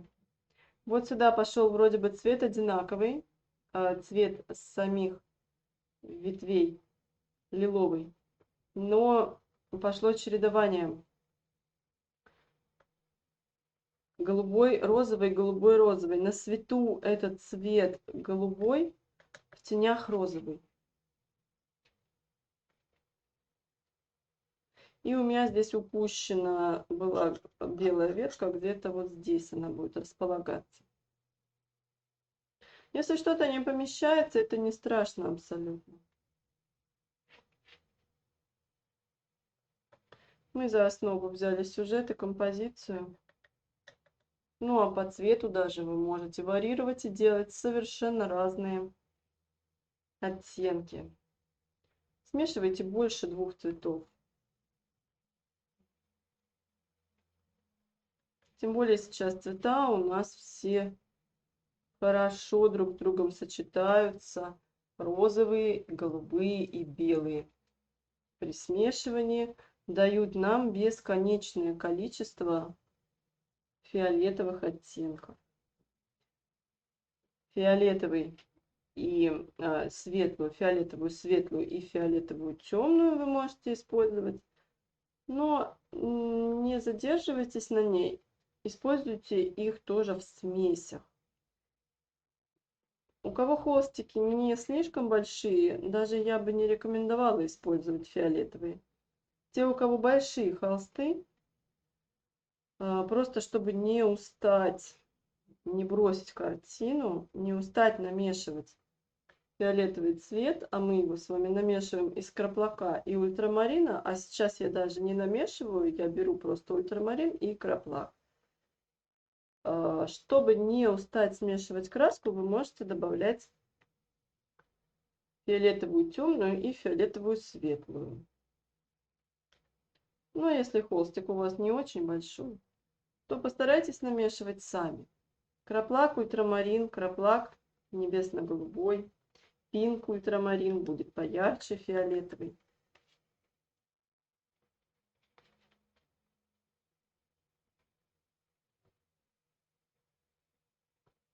Посмотрите приложение «Копирка», которое может идеально перевести изображение в нужный нам размер.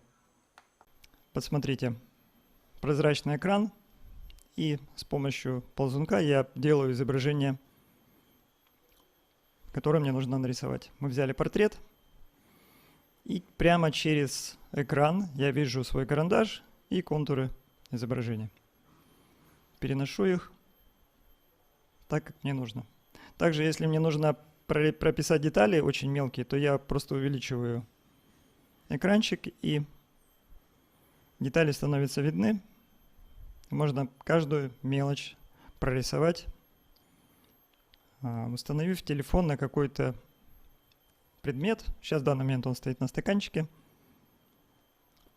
Вот, получается такое вот прямо переведенное через наше приложение.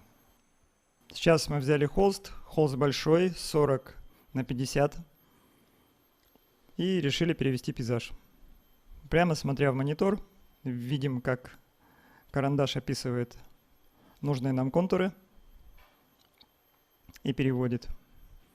То есть мы выстраиваем так, ставим телефон на таком расстоянии, какой нам нужен холст. То есть мы любой размер, максимальный размер удобный 60 на 90. Минимальный – это спичечный коробок. Любой человек, ребенок, взрослый может перевести изображение с помощью данного приложения. Поэтому переходите по ссылке под видео, там вы увидите ссылочку на приложение. Также вы можете в вашем системе Apple Store или Google Play набрать слово «копирка» и выйдете на это приложение. Данное приложение будет хорошим помощником как для начинающих художников, так и для профессионалов для перенесения контуров изображения на холст. Так что дерзайте, используйте и делитесь приложением со своими знакомыми. Удачи вам, да пребудет с вами вдохновение.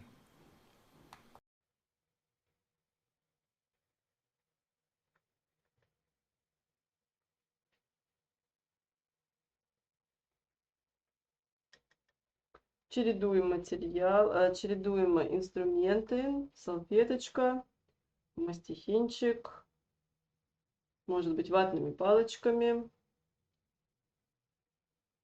Это делают те, кто за собой замечает слишком ровные, слишком аккуратные линии, не может раскрепостить руку. Вот мастихинчик я держу довольно свободно, чтобы он пушистость создавал нашим веткам.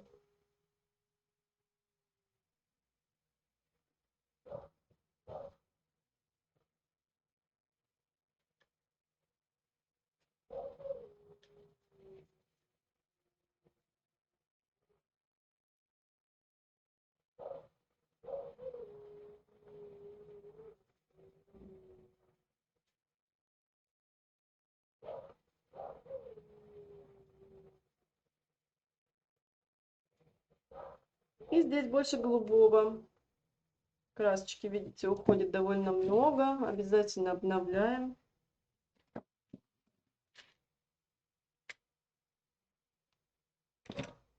Отсутствие зелени сейчас смотрится дыркой такой, да, посреди холста.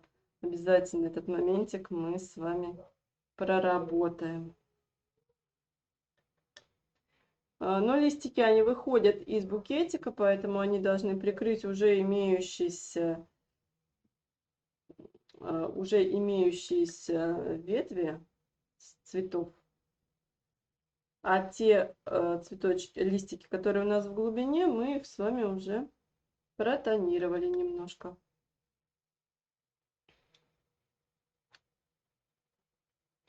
Сюда на ультрамаринчик вылезаю.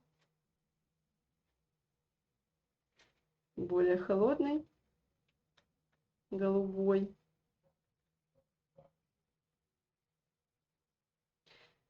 В составе фиолетового сюда больше ультрамарина кладу, чтобы был у меня фиолетовый, но с голубоватым оттенком.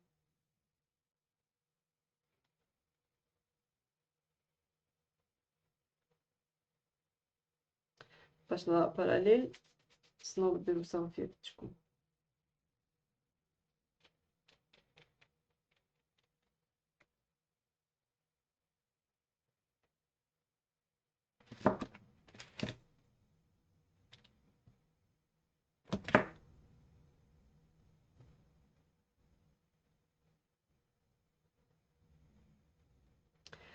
У нас уже достаточно с вами красок на холсте, поэтому кое-где вы сами почувствуете, можно будет брать даже чистый цвет. Я уже давно не смешиваю краски, я набираю поочередно то один цвет, то другой. И смешиваются у меня красочки уже сразу на холсте. Потихоньку к центру подбираюсь.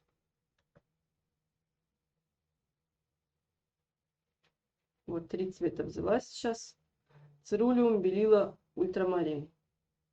Кстати, этот цвет я собираюсь положить вот сюда на банку. Здесь достаточно такой яркий блик голубой. Он солнечности придает. И сюда я собираюсь пустить листики. Но в любом случае ни в коем здесь нельзя, да, оставлять белый холст. Мы не рисовали горлышко у банки, поэтому мы свешиваем что-то. В данном случае листья и цветы, конечно.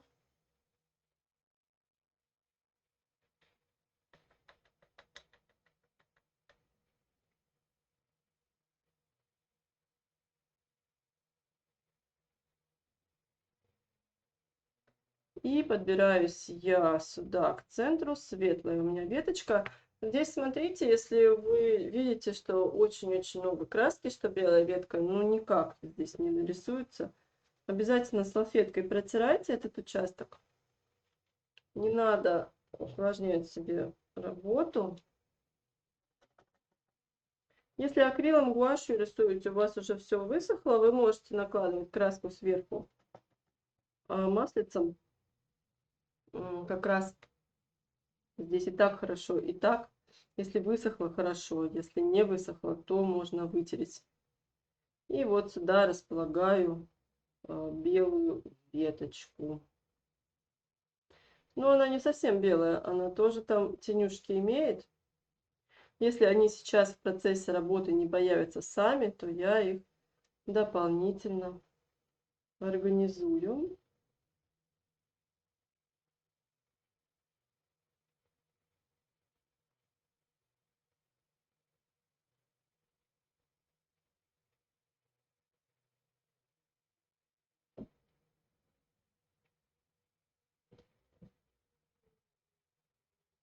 И вот у меня пространство для зелени. А для теней на белом у меня осталось чуть-чуть такого грязно-голубого. Вот в эту веточку можно немножко добавить тенюшек.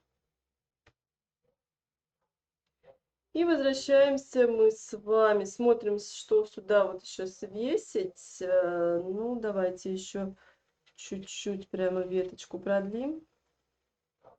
Сюда вниз вот эту розовую ветку я продлеваю. Здесь можно, конечно, еще и голубую продлить. То есть издалека обязательно посмотрите, чтобы у нас букет был раскидистым, ни в коем случае не шариком. Если мало цветов, обязательно добавляем.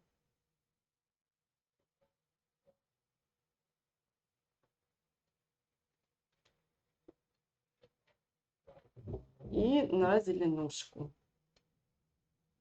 Для зелени можно прям намешать себе побольше. Желтый и зеленый.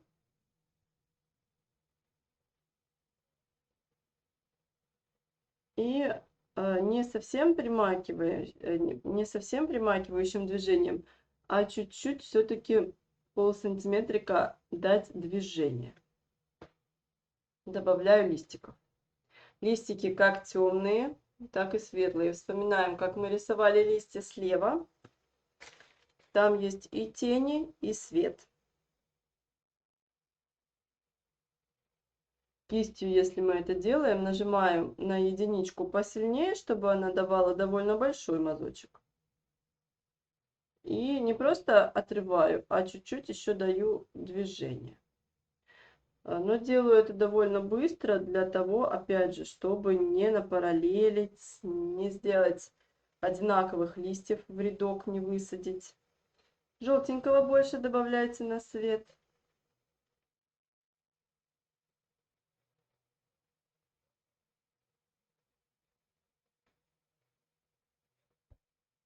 И следите, что вот эта зелень, она как будто бы прорезает у нас наши разноцветные ветки. За расстоянием смотрим между ветками и за количеством вот этой зелени. Смотрим вот так немножечко издалека, чтобы гармонично смотрелся букетик, чтобы не было никаких вот таких слишком резких линий. Взяли буквально 2 листочка, сюда вытащили. Хочу отделить одну ветку от другой. Беру сюда несколько листиков. И обратите внимание, что мастихином, что кистью я меняю всегда угол.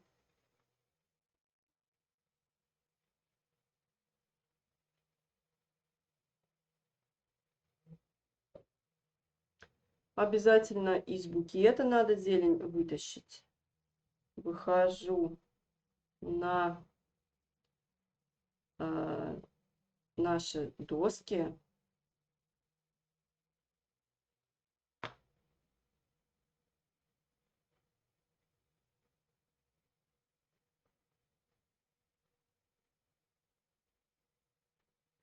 Лучше, конечно, располагать мастихин так, чтобы кончик мастихина совпадал с кончиком листочка. Так проще контролировать размер и форму листика. Потому что где заканчивается краска, мы с вами не очень следим за этим. Постоянно смотрю издалека. Ну, я смотрю через камеру. А этот взгляд немножко все-таки со стороны. На камеру, в зеркало. И издалека очень хорошо видно, где пусто, можно добавить зеленушки, например. Где слишком ровно, можно распушить букетик. Вот здесь сгрудились ветки. Буквально 2 штришочка добавляю им. 2 листика. И они уже у меня разлепились. Вот так. Желтенького не жалейте. Вернее, даже не то, что желтого не жалейте. Зелень-то здесь такая довольно зеленая, не желтая. Только на свету могут быть более светлые. И то сейчас беленького добавим сюда. Зеленый цвет очень сильный. И если мы его будем в чистом виде использовать, то ветки у нас все будут черные. Поэтому у меня уходит так много желтого цвета. Смотрим вот сюда, 2 листика хочу расположить. Снова, пожалуйста, не ленитесь, протирайте мастихин, потому что фиолетовая краска, если с зеленой смешивается, то получается некрасивый цвет. Усредняются красочки, если они смешиваются. Поэтому практически после каждого набора я мастихинчик протираю. То же самое касается кисти, кто будет работать кистью. Ну что ж, сюда беленького мы добавим сейчас. И обязательно упавшую, лежащую ветку нарисуем, которая у нас лежит на лавочке. Чуть-чуть белого. Желтый, зеленый, белый. Вот сюда, на свет.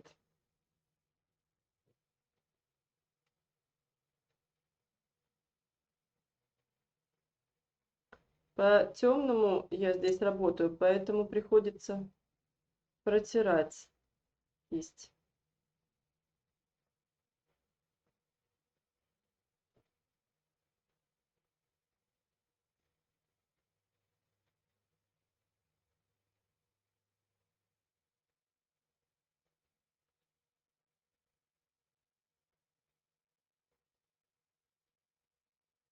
Ну, здесь можно отделить одну ветку от другой, 2 листика посадить сюда.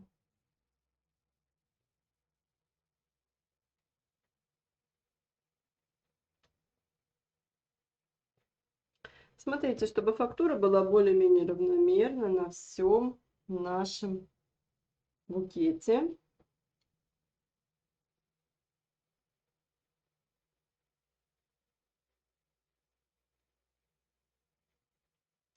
И упавшую веточку. Для нее можно чуть-чуть тоже вытереть себе местечко, конечно же,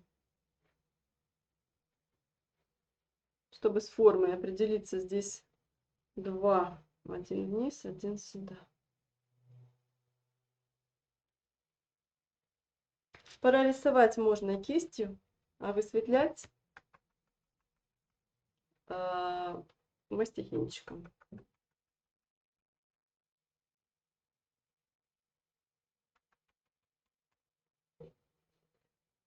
Ультрамарин, краплак, либо пинк. Ну, вот данная ветка, она более такая фиолетовая, классический фиолетовый, сиреневый классический. Здесь ультрамаринчика больше.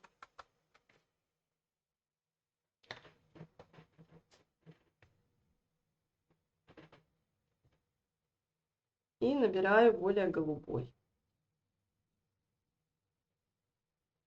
Здесь снова близость зеленого, поэтому аккуратненько.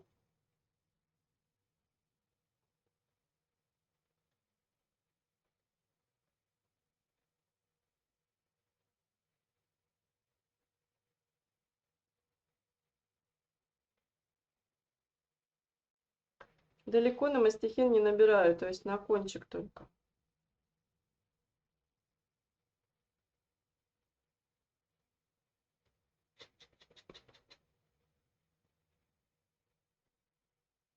Одна веточка на фоне другой.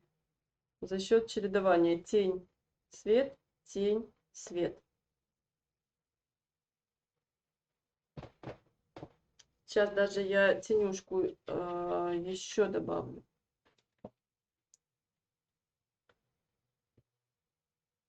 Контрасты на ближнем плане гораздо сильнее, поэтому вот здесь тень может быть темнее, чем везде в букете, и свет голубее.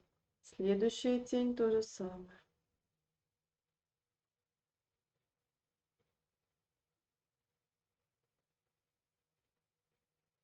Не забудем сюда зеленушку подрисовать. И еще такой моментик по размеру. Посмотрите, чтобы эти ветки были разные.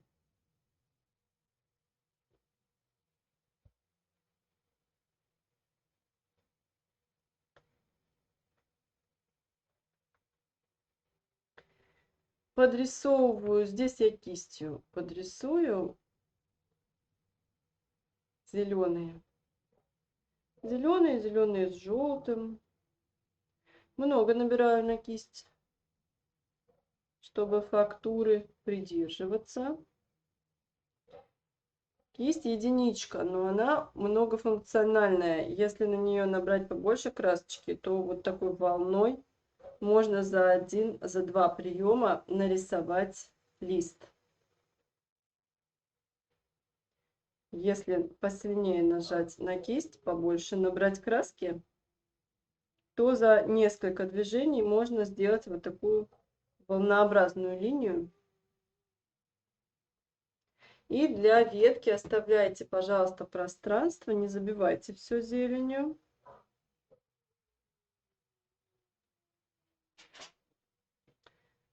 Индиго можно взять коричневый, чуть-чуть с маслицем. Можно мастихином, сейчас покажу, как мастихинчиком. А здесь небольшую веточку надо выпустить сюда.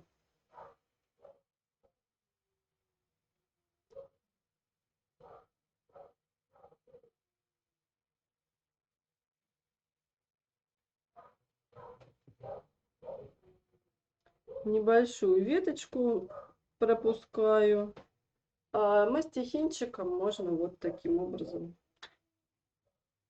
тоже прорезать сюда ветки. Индиго, коричневый. Ну, здесь вы видите, что не так много веточек. Главное, чтобы вот этот череночек у нас фигурировал, а дальше глаз таким образом устроен, что он сам достроит у нас до нужной формы линию. Ну что ж, надо посмотреть обязательно картину издалека. Если мы хотим более раскидистые ветки можно увеличивать. Точно так же мы смотрим обязательно по цвету. Если однообразные веточки сирени, то вот такой холодочек мы добавляем на освещенные части, розовый средний, а в тени краплак. И вот такое чередование веточек у нас по всей правой части пошло. Фиолетовый цвет для количества можно использовать.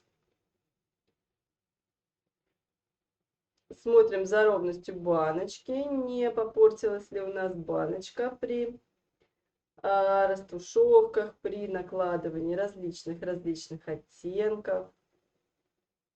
Смотрим, чтобы свою голубизну ни в коем случае не потеряла скамейка.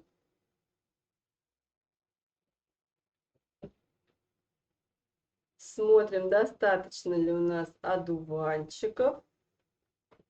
Вот сюда хочется добавить темноты. Обязательно на завершающих этапах смотрите свою работу издалека, либо через объектив камеры, либо в зеркало. Яркий солнечный день. Для этого состояния природы характерны сильные контрасты.